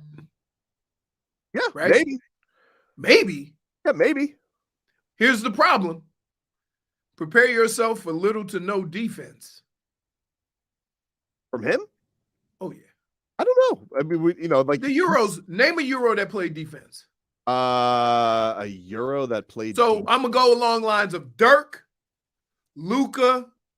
I'll tell you what, Joker's not a bum defensively. Like but that's because he's 7 foot. Yeah, I was just saying. I feel like it's a height. But so thing. is Jovic. Look, here's all he did. Here's all but Jovic is more perimeter guy, correct? Joker played all over. Yeah, I really don't even know. We don't really know. We don't know much about it. This is all Joker did. Yeah, and it worked. Uh-oh. And it worked because he's 7 foot. And it worked, dude. I know. Marlins down 1-0. What happened? I don't know. I just saw someone just circle the base. There's no outs. I know that. Oh, no. Here he goes, dude. This is his move. Oh, no. Here we go. Oh, he gave up a home run? Oh, another 2 runs. 2 runs for Sandman. 2 runs? Oh, okay. He held up. That's still 1-0. Rough. 1-0. 2 on. None out. Yikes. Uh-oh. Yikes, dude. Uh-oh. Someone said Marc Gasol, European defender. What Giannis? Yes, if you count, Giannis. Yeah. What's your thought on Giannis, Leroy? Depoy. Depoy. He won Depoy, yeah. Yeah, so there you go. Ender of your argument. Can I say though, this is like the polar opposite. Last year wasn't Pat Riley essentially calling Tyler out at the end of the year? Was like if he asked, well, he said Tyler Herro. Tyler, I remember asking him about that last year because Tyler said that he wanted to be a starter. He says, "Go earn it." Yeah, exactly. Go earn it. Now he's just gushing over. Doesn't have to earn anything. Doesn't even have to go stop anybody. Apparently, doesn't even have to play. That to me was I was like, come on, Pat. Yeah, come on. Like he had me, and I thought I was like, oh, that's a pretty good. That's a good talk of your guy because I do think it was an interesting thing that wasn't answered last year with Tyler not being in the playoffs. But like when he's like, and defense, I'm like, you're Pat Riley. Come on, dude. No rebounds, no rings. Now all of a sudden you don't care if a guy defends. Get out of here, dude. Well, he used to be no draft pick guy. Oh, Sandy down 2-0. Come on, Sandy. Down 2-0. What are you doing here, Still buddy? 2 on. What are you doing? It sounds like you getting ready to crank up the TTL train. You look, you give it the look. He's cranking. He's giving a look. He's getting ready to crank it. Look at him. There we go. A little meeting at the mound. Maybe if he keeps it less than right now we gave him 2 runs, but he's gonna bounce back because he's Sandy. So if he keeps it at 2 runs, still good. Still good. He's not gonna keep it at 2 runs. If he keeps it, whoa! How? 2 runs. If he, you're the worst. Here comes a ground rule double for you. Ground You're the rule worst. On you right now, dude. Jesus. All right, we'll take a quick. What? You're the worst. How am I the worst? Okay. Like, what are you doing? No faith, no hope, no nothing. What is Sandy? It's been the story of the season, dude. Been the story of the season. We'll take a quick break. Over 500. We'll take a quick break. Be back with more after this.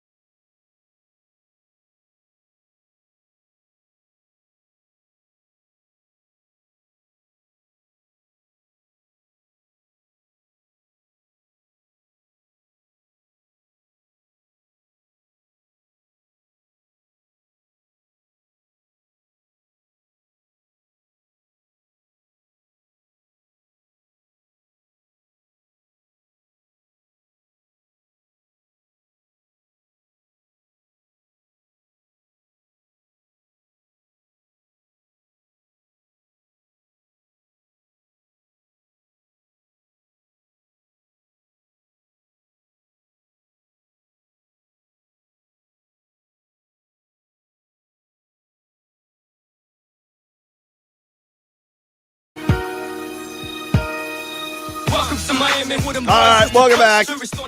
Tobin and Leroy here with you on 560 WQAM. It's cool, Leroy. It's 5-0. It's 5-0 Blue Jays. Sandy, once again. How did this happen? Yeah, you know, Sandy. What? Sandy didn't bring his bucket to the game today to play in the sand. He brought his gas can. Oh my God! One commercial break. What happened? I'll tell you what happened. 2023 Sandman. Oh my God! Ready yet? Or do you want to keep being patient?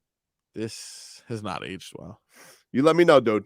You let me know. Meanwhile, let's go out to the Toyota Hollywood guest line. Shop over hundreds of Toyotas indoors in one of America's largest showrooms at Toyota of Hollywood on 441 between Hollywood and Sheridan. This man's going to be fun in Hollywood coming up this weekend at the Hard Rock Hotel and Casino, the Guitar Hotel, Hard Rock Live, as BKFC is back in town. This man can only be said he's the best to do it in BKFC. There's not really a man who's close with this man's resume. A double champ, never lost. This resurgence that he has had in BKFC, he is the best at this sport.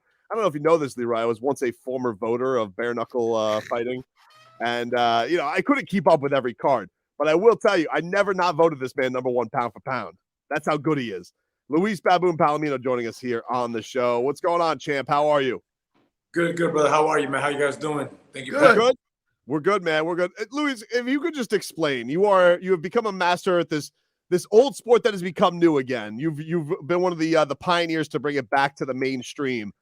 What makes you so great at this particular combat? Like, you've fought plenty of disciplines over your life. Your fighting resume, of course, goes back many ways, but this, nobody touches you in bare knuckle. Yeah, man, I think it was truly my calling. In my MMA run, where I got to collect 4 world titles, I had my disputes with the wrestlers and the grapplers that would like take me down and like hold me down and nearly whisper in my ear, "Please don't get up again." You know what I mean? It was very hard to get people to trade with me, So then I tried to get into boxing, and for boxing, I'm relatively old, right? I'm 42 years old. I was about 37, 38 when I was trying to step into boxing, glove boxing, but nobody would take me serious. You know what I mean? Nobody wanted to take a risk against an older dude. You know what I mean? When no fight that can possibly knock you out. So then when bare knuckle surfaces and steps in, man, it made all the sense. I was practically retired from fighting, and I said, but I wasn't mentally retired yet. I was retired on paper. So when I saw that, and I was saying, okay, hold up a second. You mean to tell me that they're forced to trade punches? We don't got to use gloves, and nobody's gonna try to hold me down? Sign me up, man. So I said, hey, this just from a natural personality, from my natural instinct, I'm made for the sport. Apart from that, I'm a very hardworking person. I'm not a talented person. I've been in the gym with plenty talented fighters that end up crashing down the line because they just don't put in the work that you're supposed to put in. I'm a student, man. I'm a student of life. I like to learn, and I continue to learn, and I think that's what keeps my mind young and my body young. Now, Luis, what you're doing now in BKFC, is that, when you fight, do you have to choose your punches selectively? Like, it's not a game where you just go in there and just try to outwork the guy. You gotta choose how you're gonna hit a guy, when you're gonna hit a guy, and your approach has to be different than every other kind of sport that you've been in, where activity doesn't necessarily mean a good thing. Yeah, man, it's a good question, man, because people try to compare this to MMA to glove boxing. This is a whole different entity, man. It's a complete different game. You know what I mean?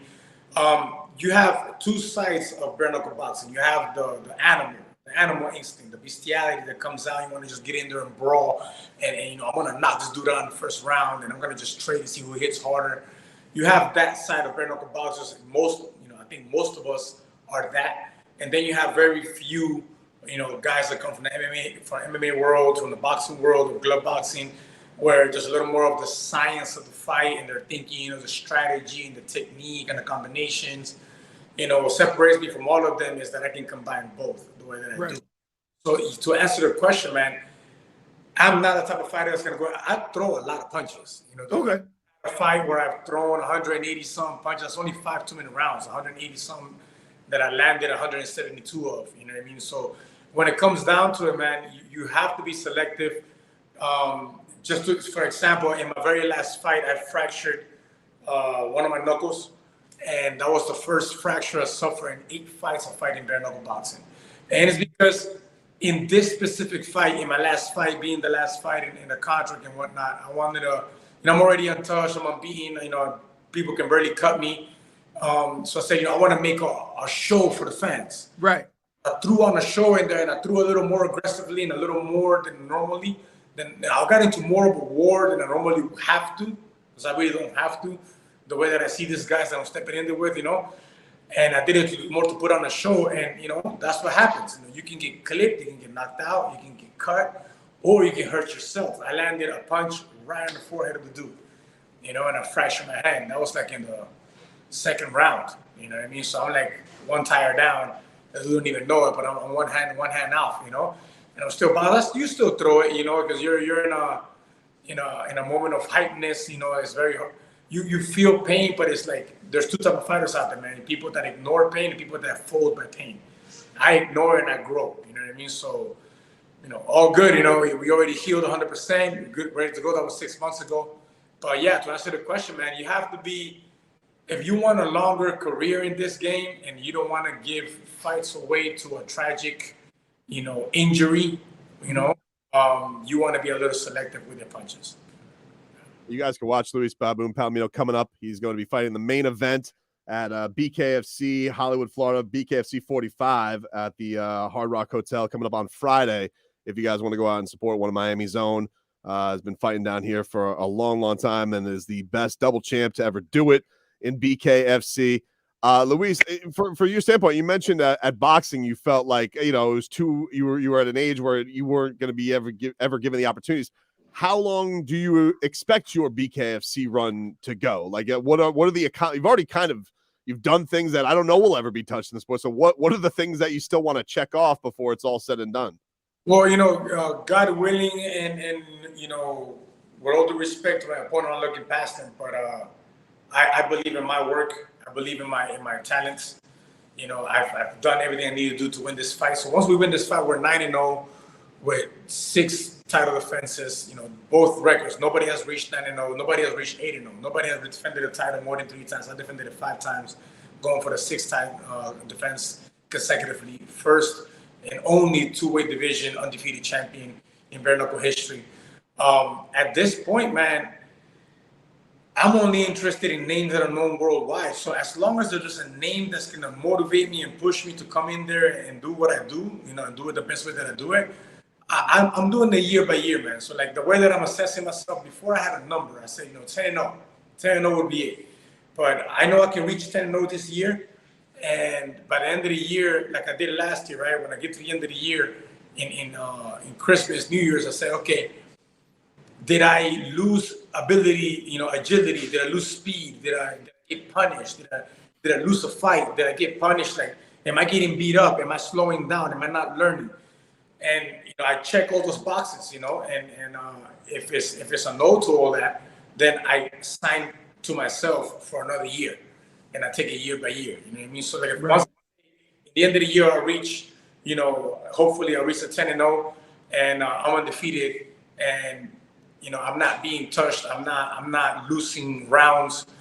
I'm not getting hurt. Then I'll say, okay, let's do another year, because I believe, man, age-wise, I can do this to like probably 45, 46, man, because of the way that I take care of myself, the way that I take care of my body. And I'm a late bloomer, man. You know what I mean? I started fighting professionally at the age of 26. So my fight life, even though I have 17 years in the game, I've been the one giving most of the damage. I don't have damage. You know what I mean? So I'm here to fight, man.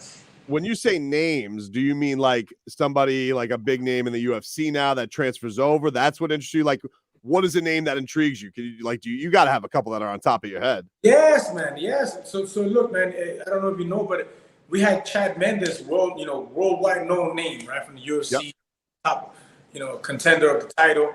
Chad Mendes came in, man. They gave him a fight. I asked for him right away. They didn't give it to me right away. I was already the champion. So say, hey, let him get his feet wet. So then I wanted to skip him down the line, give him a title fight. And the dude just ducked me for a whole year, man. An entire year, me calling him out publicly, he just said no. And then he comes out of nowhere, and he's gonna fight Eddie Alvarez, which just got signed to BKFC, right?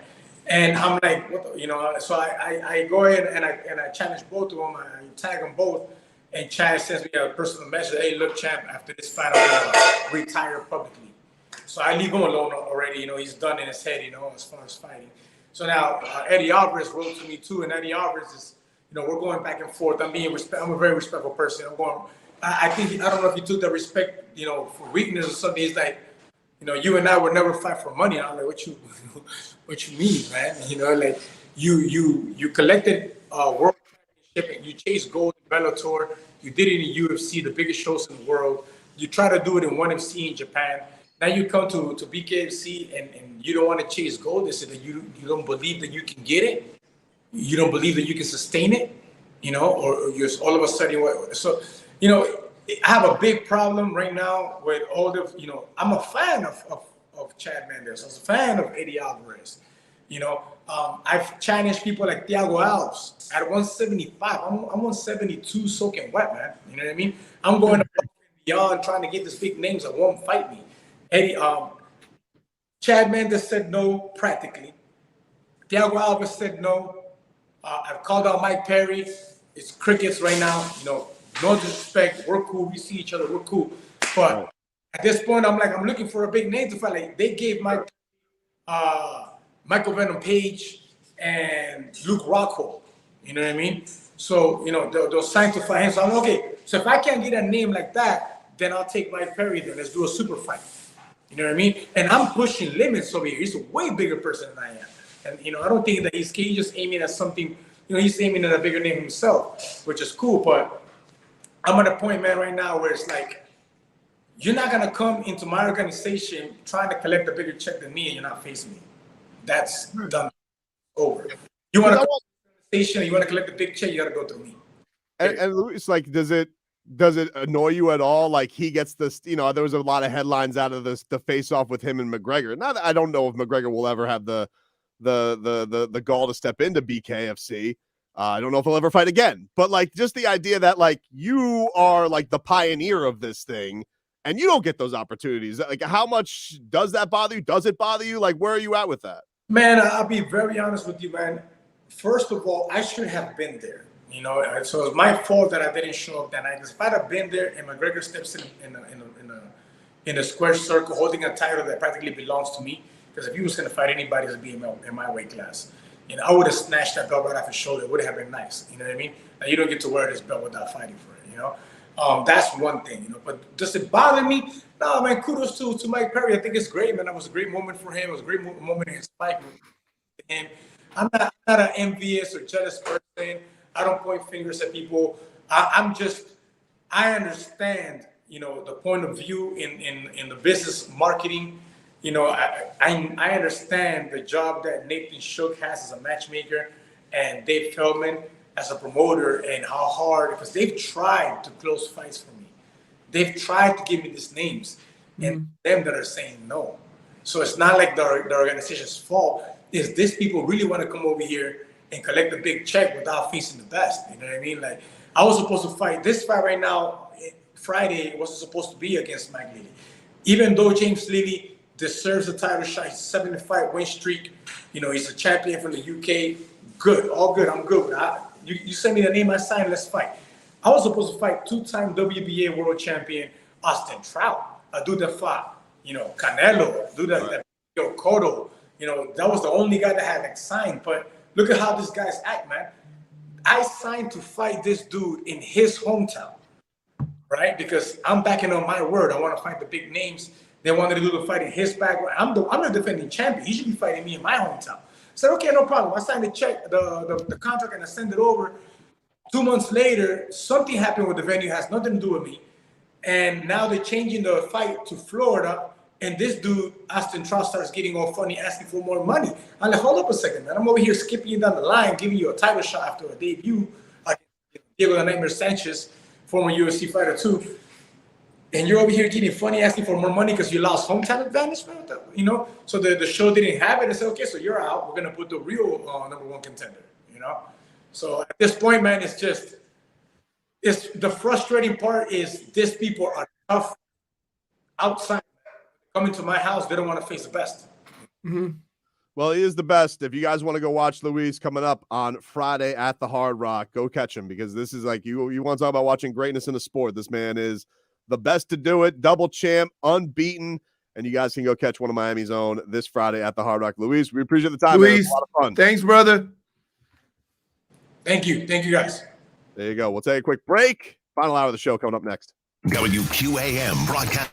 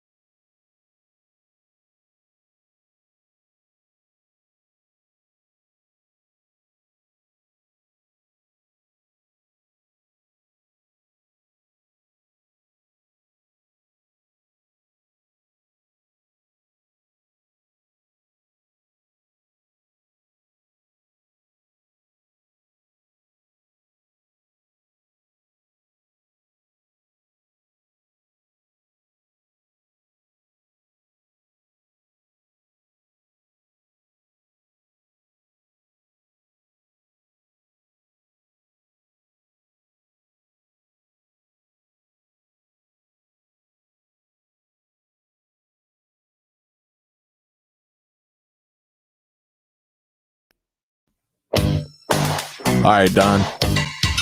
It's a big game today. We need a win, all right? And you know these guys, they got some good bets on them. We need someone who's going to be able to lock things down. We need someone to, It's like Sunday. Got a dog in a fight. I don't really care if it's wrong or it's right. You ain't got to answer me, it's a ball or a strike. Want to be like Mike? No, I want to be like Sandy Alcantara. Give him the ball and just go as my mantra. All-star votes get the most, so I'm harming it. Major League Baseball, I promise I'm warning you.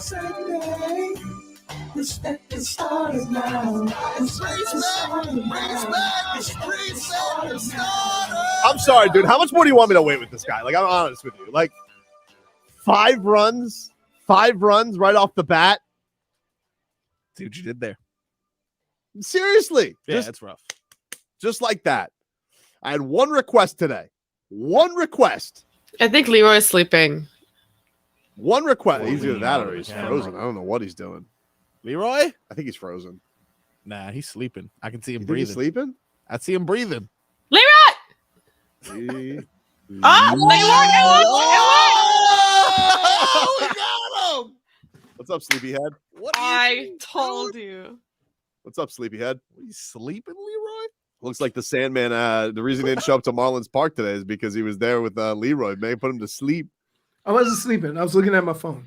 Whoa! What? No way, dude. Liar. Your eyes say No otherwise. way, dude. Liar. No, look. I was Your looking at my eyes say phone. otherwise, dude. Yeah. Like this. Yeah. That's not how you were.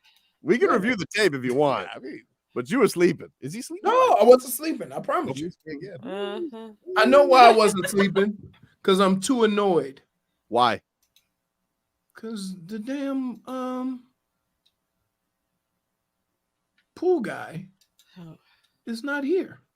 Oh, Oh. Wait, I didn't feel you like have a he's problem? no-showed you twice this week. Yeah, didn't he show up at the same time as another guy? Wasn't this all supposed to be The part of the long plan? guy. That's why I haven't seen you all week. What the hell is going on? Yeah.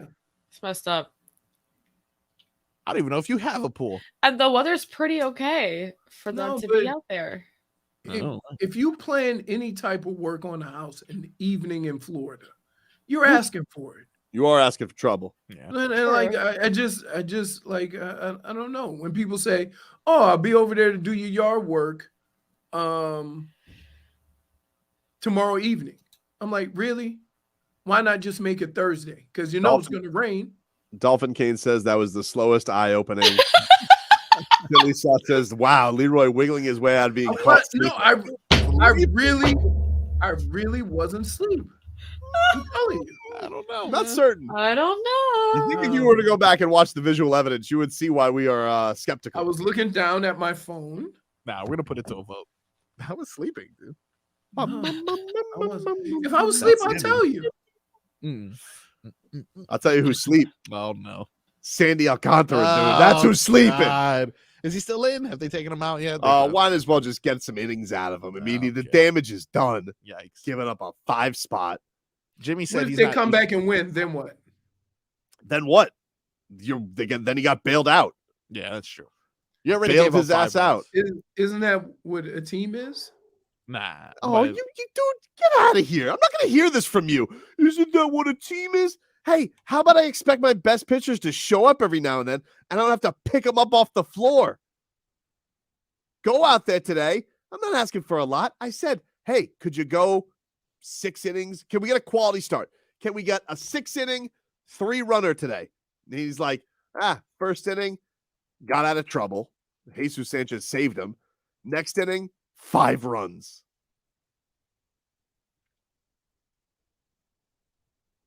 You just want to write it off. Oh, look what he did last year. I don't want to write it off. You do. Wait a minute.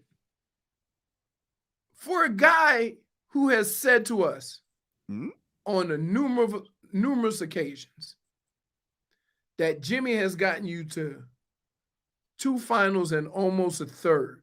Yep. And 4 it's 4 Eastern Conference championships. Yep. Right?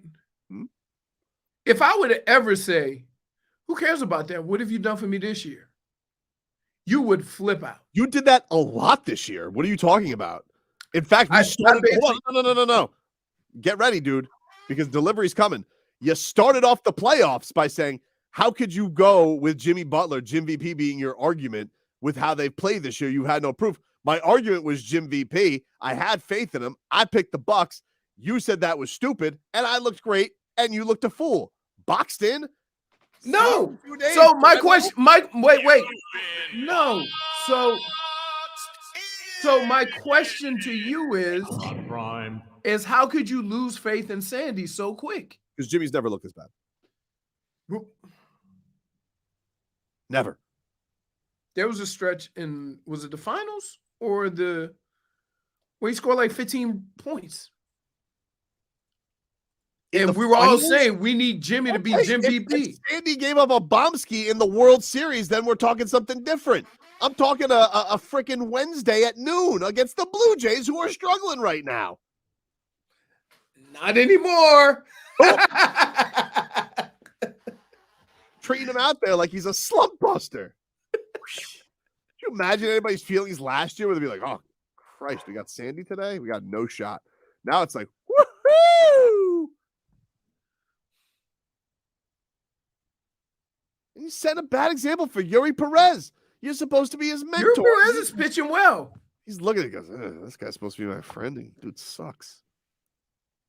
Really? You think that's what he said? No, probably not. Like, he's trying to be polite because, he respects the old. But, let's go. I can't believe he brought his gas can today.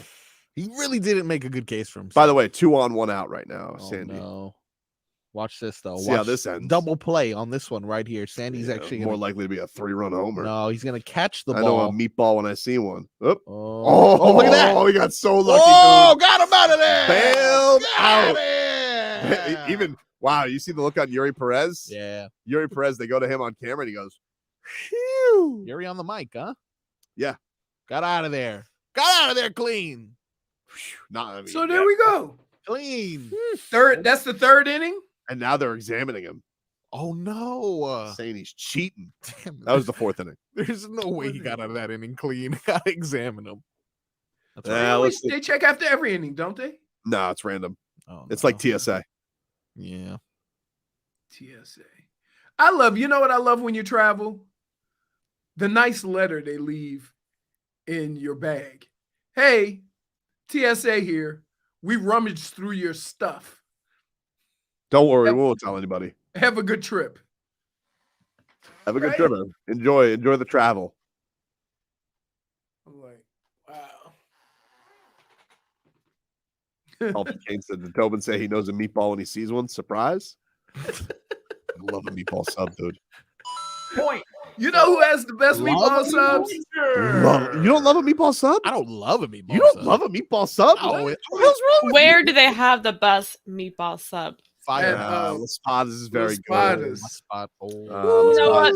Figures you to say Las Padas. Why not? Because you don't have one down in Cuba? No, you're lashing out. You're 12 miles from Cuba. Just That's you what. caught him sleeping, Jay, Last like. time I was way down there when we went to that Monday Night Football game, that's what it said on my thing. Cuba? It said Cuba. Yeah. Well, Euro Sports sub is a sleep ball sub. That's a point. That was you. That was good. Point for Toe. You guys ganging up on me? Never. Las Padas is about an hour away from me. An hour and a half, actually. I don't know if it's the quality meatball with Spadas, but the size are, I mean, just they are huge. I don't know if meatball subs are even in the top 5 subs. But here's the deal. You guys like here's the deal. That's closer to me. Can I tell you, those places that make those Swedish meatball subs, like the meatballs are small like Swedish meatballs, they can kick the sharpest of rocks. Oh yeah, dude, get the hell out of here. Are they meatballs or meat marbles? Wow, I love Swedish meatballs. I love Swedish meatballs too, but I don't want that to be in my meatball sub. Well, of course not. Oh, right. That's a hot take. Quite frankly, Swedish meatballs can kick the sharpest of rocks. Whoa. You're offending. Put it this way. Never been IKEA. Hey, I go to all New Year's and Christmas parties with a toothpick. Nice. That's what your own Swedish meatball with. It's got his own metal toothpick. It's engraved. I'm looking at Yuri Perez. Leroy Horde. I'm looking at Yuri Perez right now and And thinking to myself, he looks like he has big hands and not even close to Wembanyama. Yeah, right. Even if he's his 6'8". hands look so. He's 6'7", 6'8". skinny, got the long finger, but he's not Wembanyama. Wow. That kid's tall. Look at that thing. Hot take. That was ridiculous. Look That at makes this. me I uncomfortable. feel uncomfortable with this. Like, what kind of like fingernail clipper does he have to use? Like, do you think he has to do a full toenail? No, I think he's doing He scissors. that looks like a manicure there, buddy. Yeah, he There's does. no man's nails that look that good. You know what it is? You know those things that cut the ribbon at a new business? Yeah. That's what he uses. That's what he uses. That's what he uses. Rough. Imagine that. Imagine slinging something like that. Oh, no. Jesus Sanchez with a there it double off goes. the wall. There you go. Oh, he just got caught. No. Safe. Oh, yeah. Look at that. There you go. A little rally. Here's a little rally. That's like yelling. All right, got De La Cruz at third. We got Sanchez at second. I hope they play at noon every day now. I love the This noon is game. great. This is great. I Wait, love having what is some Arias fun. doing? Hanging out. What's he doing? He's 1 for 2 to start the game. Okay. Okay. All right. Okay. 500. We got Garrett Cooper stepping up. Cooper Loop. Nah, Copa Lupa. Where's Oyster? Wait, could you? Still working on it. Did you? Wouldn't it be something? What if you did a baseball game, but you had to do it in? Off the wall. Let's go. Bring him in. You know what? I kind of want to say -1. You guys give Leroy. Cooper Loop with an RBI dubski. Look at that. Hey, 2 of them. I think Tobin should have to do a whole game in with that voice. yeah, the old 1950s radio guy. Yeah, sure. I gotta tell you here, Maki. It's good to see Cooper Loop come through there in the clutch. Wow, really good. Now we need Joey Wendell stepping up to bat. No batting gloves, of course. That means that he pees on his hands. No blisters. That's not what that. That's what that means. That is not what that means. They've needed him to step up there at shortstop this year. They said, Josh Chisholm at the 6th spot. That's great. That is great. You can't just accuse people of doing that though. What do you mean? Like you just don't know if everyone's a hand peer. Everybody knows you step up there. No batting gloves. That's a pee hand. So you got to be careful. All right. I'd go fist bump if you met old Joey Wendell. Be a head nod of some sort. This is what you got to say about the fish. They never say die. Okay, so hold on. Except of course, when you have, I don't think they're letting Yuri leave on the broadcast is he until doing the whole game? I think he's been up there for 3 innings. I don't think they're letting him leave. What is going on? Of course, Joey Wendell steps up to the plate, little waggle, just Here like he he does when he goes. pees on his hands. That's not okay. You can't just That's keep not- accusing people. Dude. His whole batting era is going to be marked by this. You can't do that. What do you mean? Everyone's going to call him the hand peer. He is a hand peer, dude. I don't know, man. Everybody knows Jorge Posada, hand peer. Ooh. Moises Alou, hand peer. In fact, the entire Alou family tree urinated on the hand. Moises Alou is the reason why Bart Urinating on the hand. That's Lovely. right. In fact, they called him Moisture Alou. Okay. You can deduce why. what? Also, former Marlins champion. Why not Urinaloo? Mm. Don't be so crass about it there, Leroy. Grow up. I mean, Haven't heard bad jokes like that since old Oyster Burns, who was, of course, a loudmouth. Tell you what, though. what do you think 50 years from now when they read about us, right? You think there's going to be futuristic Tobin and Leroy making fun of past Tobin and Leroy? Maybe. I don't know. Who Yeah, knows? for sure. 3-1. Yeah, it's going to be me. As 3-1. Game Boy 305 says for Joey Wendell brings a whole new term to the meaning reliever. Okay. That's a point. Really? For 3-1. Here it goes. What you got to like about these fish? What? What? Looks like Joey Wendell likes the look of that, just like he does when he's in the stall. Got De La Cruz and Sanchez returning in the corner outfield positions. They can play all over. Chisholm is gonna start in center field. Oops, you really screwed the pooch on that one, Keith Hernandez. Boom! Okay, but a sacrifice. Is he going to make it? As we like to call that, just when he gets a little pea shy. That was some warning track power from Joey Wendell. Oh, Coop couldn't make it to third base, huh? Now we got Jonathan Davis step into the plate. Okay, I don't think you can do the whole game. I'm almost positive. I don't think Just because you use a different voice, you can. You think they'll still have a problem with it? Well, like, hey, you guys can't do that. It's like, yeah, but I did 50's voice. It's a parody. Nobody's calling games like that anymore. It's a bit. I don't There's know. nobody, there's no kids out there that want to talk like this when they call it a baseball game. You know what? They just I think don't the make only guy doing that still is like the Red Sox guy, Joe Castiglione, if he's still Yeah. doing it. I don't even know. I'm not sure. I think that's your calling, dude.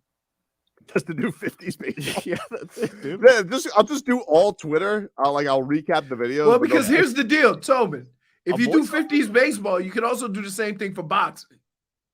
like a blow by blow. Yes. Because you know, back in the day, they used to listen to boxing on the radio. Oh, that would have been my heyday, dude. When they would have talked boxing on the radio.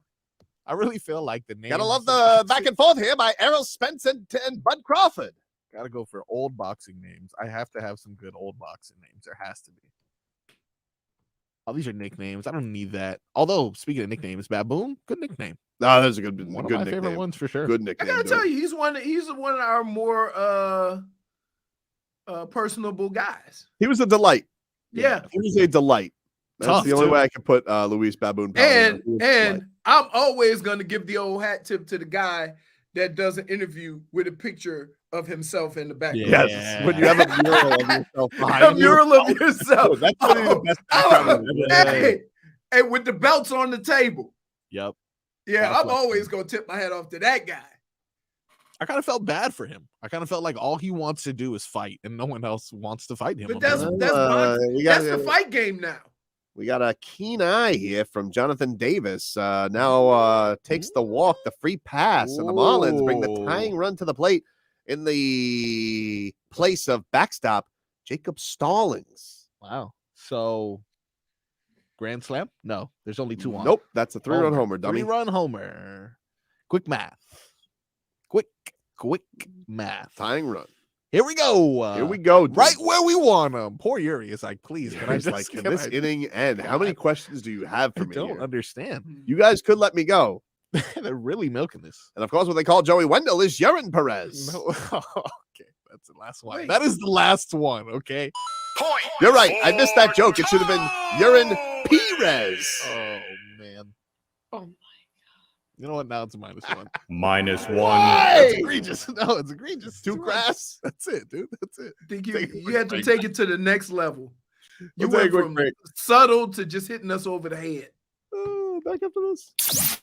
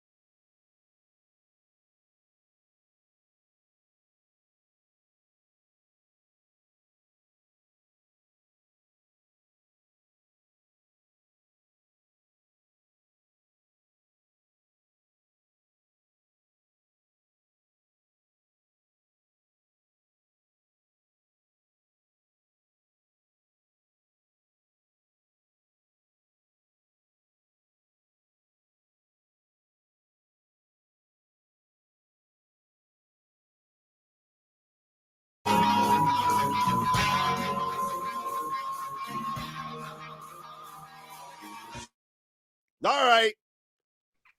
What am I to do with this, Marcos? Like, do I express my rage during the break? Okay, you were a bit unhinged. I'm not gonna lie to you. Always express your rage, Tobin. I was furious with Bally Sports Florida. Why? Yeah. I'm furious with them. This is like game ops. Because you know what? Yeah, it is exactly like game ops. Yep. Okay. Because you don't mess with the good thing. Okay. So you have Yuri Perez on the broadcast. He was there for what felt like 3 innings. I don't know. It was quite some time. It was a long time. I hope he got paid. But Yuri Perez is on the broadcast and things are going well. Yep. Rally. Got a rally going. You had runs on top of runs. By that, I mean 2. All right. But you had ducks on the pond, Leroy. And then all of a sudden they're like, all right, Yuri, we'll see you later. Out. What are you doing? You can't let him go. Got to ask him more questions. Really Thank mad at Paul Severino, Yeah. unless it's on Marlins PR. Either one of you guys, whoever that's on, bad job. You got to keep Yuri, even if he's just on the headset, you got to keep him there. That tells me the people in charge aren't sports fans. They're just like people in charge. You can't not ride the wave. Ride the hot streak, dude. Ride the hot streak, dude. Yeah, but then you got a little unhinged, though. You were throwing balls at the Well, I grass. may It's have crazy. thrown a pen at Marcos. Yeah, aggressive. I don't know what I did. I didn't do It's it. pretty aggressive. Something about Paul Severino and he threw stuff. He'll Yes. be very mad too. Come on, Paul. You got to keep him on the mic. Yep. You can't let him go anywhere. You would thought, like, how many awkward interviews did he have to do with Derek Jeter? Ugh. Kept going. Oh, what do you think about this, Jeets? Huh. Annoying. Hey, did you see yesterday? Did you see Jimmy Buckets chime in? Did you see Jimmy Butler's video? No, from Brazil. Oh wow. No, what'd he say? I'll play it for you here. Jimmy Oh, Buckets. He was on a beach somewhere, and he was just kind of reminiscing on the season. Oh, here we go. Old gas can. Okay, no, it's just Another a simple. hit, another hit given up. Just What is that? just 10 a today? hit. It's just a hit. Tell you what, he's a couple away from giving up Krispy Kreme donuts. What's that? Oh, you don't remember the old Marlins promotion? It was one of the best ever. No. 10 runs. Dozen hits, dozen donuts. Oh, yeah. What? Oh, dude. Wait. So Krispy Kreme had a promotion back in like 03, 04. Yeah. And you got a dozen hits. Marlins got a dozen hits. You Oh, took okay. your ticket to a Krispy Kreme, you got a free dozen donuts. wow. It was awesome. I would love that. You can use my code. Can they bring that back?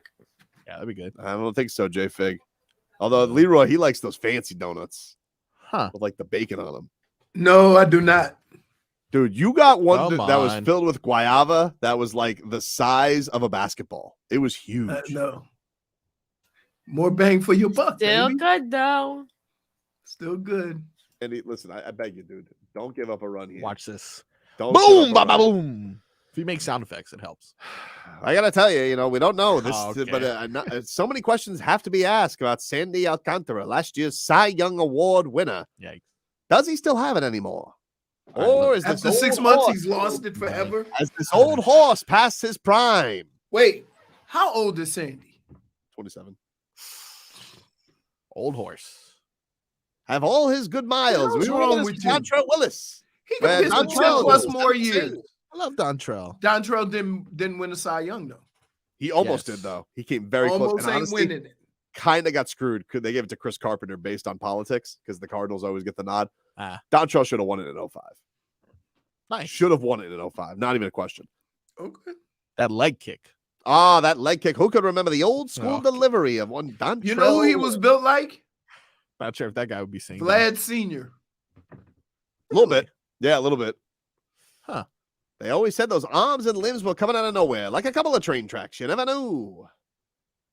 Actually, you know exactly where the train tracks are Train going, you tracks are- jackass. Pretty much laid down where they're going to be. Yeah, but every time there's a fork in the road there. Okay. Listen, who traveled on boxcars more than me? Me or you? You fancy pants with your cars and your automobiles? All right. You act like you know. I had to go from town to town calling baseball games On a box. for the Philadelphia A's. Wow. Before they moved to Oakland. Of course. And now they're moving again to Las Vegas. Look at them. Find the A's a home. Poor Oakland losing all their teams to Vegas. I know. What's up with that, dude? It sucks. Lost Golden So- State too. You know who helped that? All the San Francisco teams. Yeah. Because all they doing is winning. Rough. Sucks for them. Fouled away there by Espanol. I'm kind of nervous now. You're worried that he's about to give up a 3-run Jimmy Jack? I am, dude. I am nervous. And I shouldn't be nervous. With Sandy in the game, I was never nervous. I was never nervous. Never. So what happened to Jimmy? Oh, yeah. What happened with Jimmy? Oh, we'll get to Jimmy in a second, but we got to find out what happens here with Sandman. Here it goes. This is the pitch. What Oh, the did hell you have a just pitch happened, violation? dude? Did he just call a pitch violation? What is this? They need a flag. Oh, they call time. Should umps have flags? I don't Come know. on, Should pitch they have, violation. You know, like, what do we? Pitch violation. Yeah. What color would it be? Huh? Purple. Luna's even nervous about Sandman. Oh, okay. I've seen like the last couple pitches in the dirt here, Sandman. I'm not sure. I'm no baseball. Does this guy expert. know that he's not playing bocce ball? I'm sorry. What? You know bocce ball, right? Yeah, of course. You throw the little ball and then you try and get the big ball next to it. The pelota. Okay. Isn't that? Don't they use that in the? Whoa! Here we go. Right. Double play, baby. And the hand pier bails him out. What's That up? goes 6-3 to close the inning. Anyway, getting back to Jimmy Buckets. This was him also in the sand, as he had something to say about the Heat season. Can you bring this up here, Jennifer? Hella proud of our guys this year. As we always try to achieve our goals, I think it's very important not to lose sight of the journey and all the great times we have together as a unit this year. Love my guys. Don't want to be in that position with anybody else. So appreciate y'all. And here's to a couple more. There you go. Jimmy Butler. Definitely sounds like he's enjoying himself on that Dude, beach. what is going? This Definitely sounds that's a lot. like, what does he have? It sounds like a jazz Hey, bar behind him. You know what that is? Yeah. You know what that is? What's that, dude? That's a lot better than what we had. What you mean? We had a mariachi band behind us. Dude, that sounds like, hey, like, what does he have going? Sound like he was walking through the French Quarter. Sounds like he was doing like a love hour on Is the there radio. a French Quarter in Brazil? No, but I'm saying when you walk down the French Quarter, there's a lot of clubs There's just with sad trumpets music, and sad saxophones going music on. playing, a lot of jazz music playing outside and stuff like that. How do you like your jazz? You like upbeat jazz or you like slow Oh, yeah. jazz? A little bit of everything, depends on who it is. Yeah, me too, dude. I like my jazz healthy and not with turf toe. That's usually how I take my jazz. Definitely how I prefer. You set him up for that. He is on a rehab assignment. Yeah, I heard he didn't do well yesterday in Jackson. Yeah, he didn't offer. All right. Because it's a toe, dude. Hey, I'm telling y'all, don't underestimate Thought you a said toe toad. injury. Hate toads. Plus, he's got to go to Jacksonville, which that sucks. That Is that the jumbo shrimp? Jumbo shrimp, dude. Mm, Marco's favorite mascot. gross. Is that? Can I ask you a question? Why couldn't they just be regular shrimps? Not intimidating enough. Shrimp is like, it's like, oh, the Jacksonville pipsqueaks. Can I just tell you, there's few things on this earth that I've never been afraid of, right? Yeah. I have never been in the water and said, oh no, that shrimp's going to kick my ass. Oh, you don't know the pistol shrimp. That's a real shrimp. No, that is a real shrimp. No, I'm surprised Steve Irwin over I'm here. not going to even say, I'm not going to take that from a guy who don't even like seafood. Thank you. Oh, I was you just tried to about to give go me- ahead and come say that. on. You cannot say Pistol shrimp. anything. There's no shrimp that's harmful. The pistol shrimp, but it does something that's like super powerful. Look, the pistol shrimp, the most powerful animal because it kills its enemies with an 8,000-degree jet-propelled bubble. You just read that off fake Twitter. That's like No, -1. I promise. Pistol shrimp, dude. Look it up. All right? -1 for deception. It's Hold not on. the submarine. Hold on. No I'm going to tell you You're right fake now. Googling. Just Google it. -1. This is rough. Oh, look, it came up right away. I'm telling you, pistol shrimp. Pistol shrimp. Oh, no Kills- results found. No, okay. What do you mean, dude? Wait a It minute. literally says Hold world's on. deadliest Hold animal. on. Yeah. Hold on. Yep. So let me get this straight. Correct. I'm supposed to be afraid of a shrimp Mhm. that maxes out at 3 to 5 centimeters or Yeah. 1.2 to 2 inches. I don't think you heard me, dude. 8,000-degree jet-propelled bubble. Another hit for Luis Ariz. Let's go. Got it right where we want him. Is Yuri back on the broadcast? No. That's so weird. It's possibly the most dangerous creature on Earth. I'm telling you, man. A shrimp? I told you. Deception. Hey, I'll put his ass and all his friends in a nice pot of gumbo. Oh, okay. Oh, they'd be so done. Like all you need is like a little bit of hot water, and that shrimp's done. But if one of those bubbles gets you, though, But here's the deal. The shrimp is the last thing you throw in the gumbo because it cooks so fast. Why is it that Glenn and Lupe always do like Power a fake walk, out? right? Like it looks like they're walking right into the Right in studio here. window, and then they like Right. shove they don't have curtain. to come this There's wide. no. I'm gonna yeah, tell you it's why. just- You know why? Why? They can go there. Because they realize that we're still on and it's not Hawk and Crowder yet. Award winner. I get. No, I mean, they like, always why do that. They have their little Like, are they afternoon doing? Are they stroll. getting their steps in? They're getting their Yes, steps. they get their steps in. Mm-hmm. I don't understand though. It is a little strange. You could take a different route. Come on, Cubano Gigante I at trip the Not dish. much clouds up there. I'm gonna trip them on the way back. I'm We'll gonna do it. take a quick break. Wrap things up on the other side.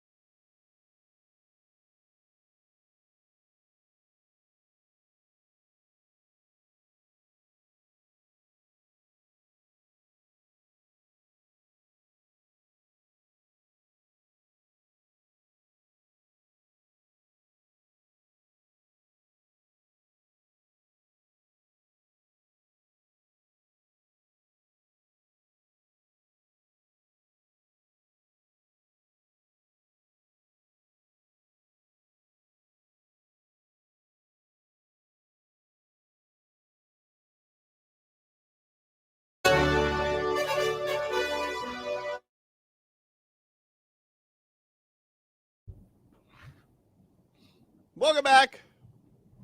Tobin and Leroy here with you. Marlins down 5-2, top of the sixth. Jeez, already the sixth inning. Baseball flies these days, clock. man. Pitch clock. By the time we get out of here, it'll be seventh inning. Sandy has a walk after one out, so he's got a runner on.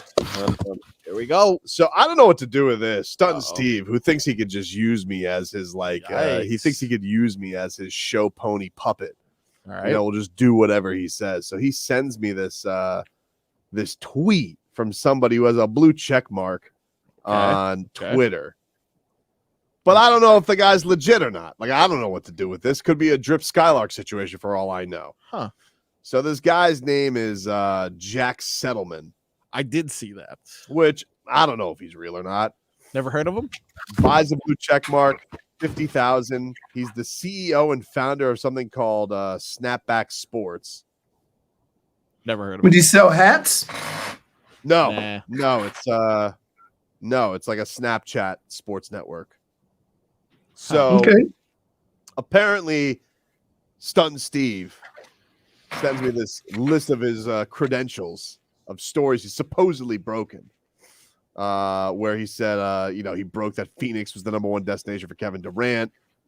So in last year's trade talks, he talked about he broke against the D'Angelo Russell trade to the Lakers.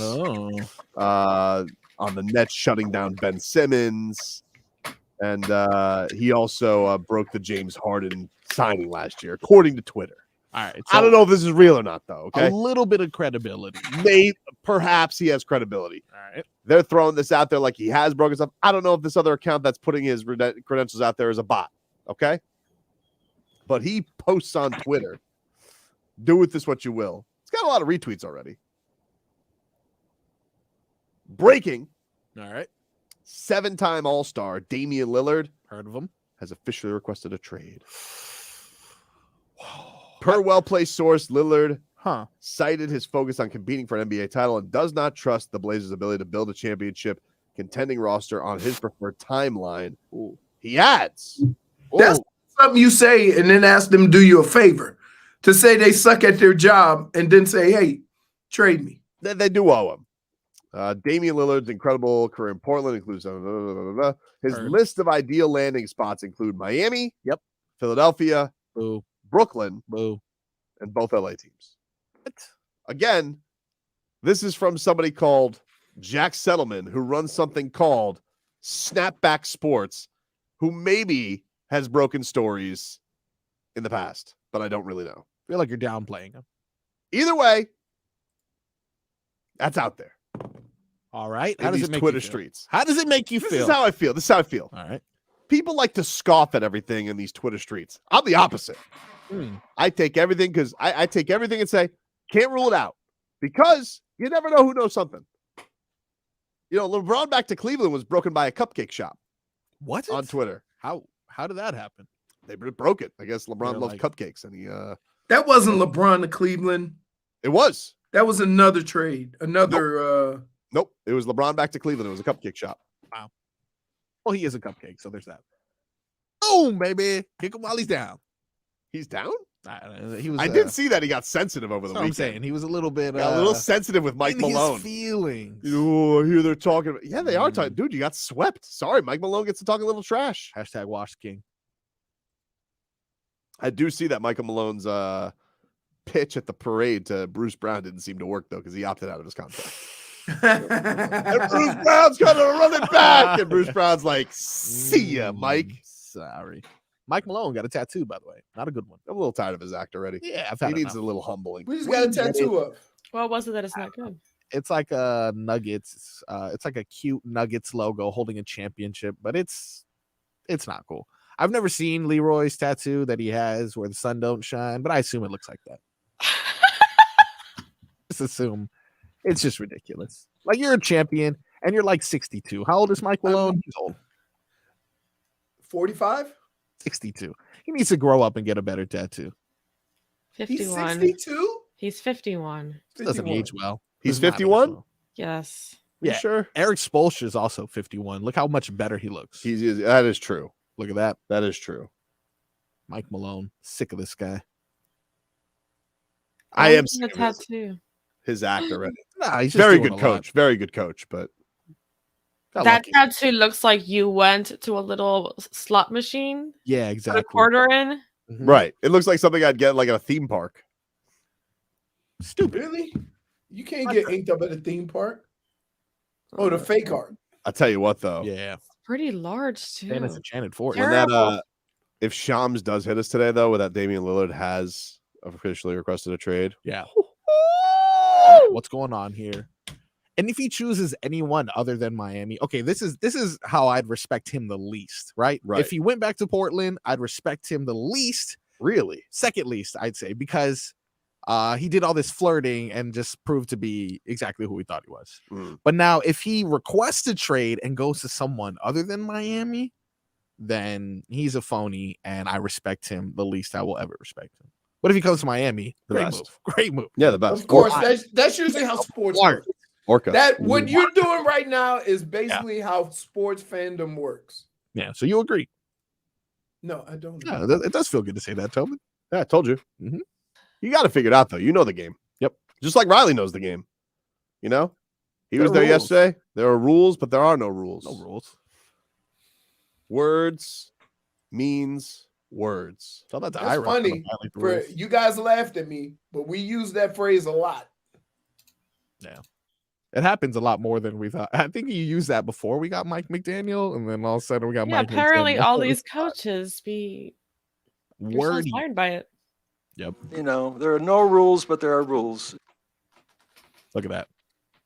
Exactly, Pat. You know, there are no rules, but there are rules. At least Tobin lets it marinate for a minute before he takes the other side. Pat Riley comes right there are out. no rules, but there are rules. The rules are I will lie to you about Tyler Herro, but I can't talk about Bradley Beal. I like it. I will say I don't care about lack of defense, lying through my teeth, but I cannot talk about Bradley Beal. But here's the thing, like everybody, see, Pat does do a masterful job because yesterday all I heard when he was like, oh, you know, you could hit home runs, but it's reckless to swing for the fences. But I've hit big and I'll hit big again. All I heard out of that was I'll hit big again. And I was like, you damn right you will, you handsome devil. You damn right you will. You know what gave me goosies? When he went through the different iterations of the Miami Heat, when he started to like break down this era, that era, and even had time to mention like Karan Butler and Lamar Odom in those in that timeline. It really brought me back. Dude, forget about that one. There's only one thing that gave me the goosies, and that was the end of the conversation that he had about UD. The waterworks. Oh, dude, you want to hear that? Because this was, I'm not going to lie, got dusty in that room. Got dusty. It's Pat Riley. To finish my point about my point. What's my point? J-Fig, let me just do it. What's my point? You're fighting me like clicking. You guys are clicking. You know, to finish my point about UD is that, you know, I texted him the other day. I didn't bring him in on an exit meeting. We've had enough of those. Is you know, he's special to this organization, as is a lot of players who have played for us. And there's not much more to say about Udonis other than I said to him, chill out, you know, spend time with your family and your friends, and, you know, someday we'll talk, you know, in the future about things. And you know, the impact that, you know, that players have. I can remember it's, was it March 9th? I think March 9th, 2020. I think it was the night of the gala prior to March 11th that they shut the season down. And March 9th was the night that I found out my brother died. And it was at the gala, and I walked outside. I took the call from my nephew, and I was just hanging on a chain link fence. And then I felt this hand on my shoulder, and it was UD. He said, I got you. You know, he walked into my car, and so That's the kind of man he is. He's special. He's unique. We're going to miss him. But he'll be around. He'll be around us a lot. Thank you all. Not the choking up. Damn, dude. Is he trying to cut my heartstrings? Oh, man. Damn you, Pat Riley! Oh, I've never heard Pat Riley. I have a lot of allergies today, and this one. Dude. Trigger. I mean, not surprising. UD is a real one, but man. Wow. Hey, that hit home. Hey, that's a real one. Whew. That is a real one. When you got to escort the Godfather to his car, as he gets through stuff, and says he's got your back. Sheesh. He does. He does have your back. He does. Goosies, dude. I heard that live. I even had to text Tobin like, is he choking up right now? I'm not gonna lie. When he said it, I'm like, I had to like look over to the side because I got a sting like in my eye. I was like, yeah, for sure. I feel like I would have to like leave the room. Oh, got me. All right, that's a show for today, everybody. Hey, thanks for the silly sauce today. J-Fig. The person who's insulting me right now, yeah. Hey, Whoa! Why don't you learn how to spell? What is that? AC or ambiance? Really? All right. Okay. This I is sent the that like part- 5 minutes ago. You can end the show now. We're catching up on notes as I'm trying to end the Leroy, show. This is the end of the show, dude. What are you We'll reading? talk to you tomorrow. Why is everybody on me now? Hey, Pat Riley here. Listen here, we got a third pick for your Bam Adebayo. Why do you sound like that, Portland GM? They're nervous. Why you talking like Bill Cosby? I'm nervous talking to the Godfather. Whoa!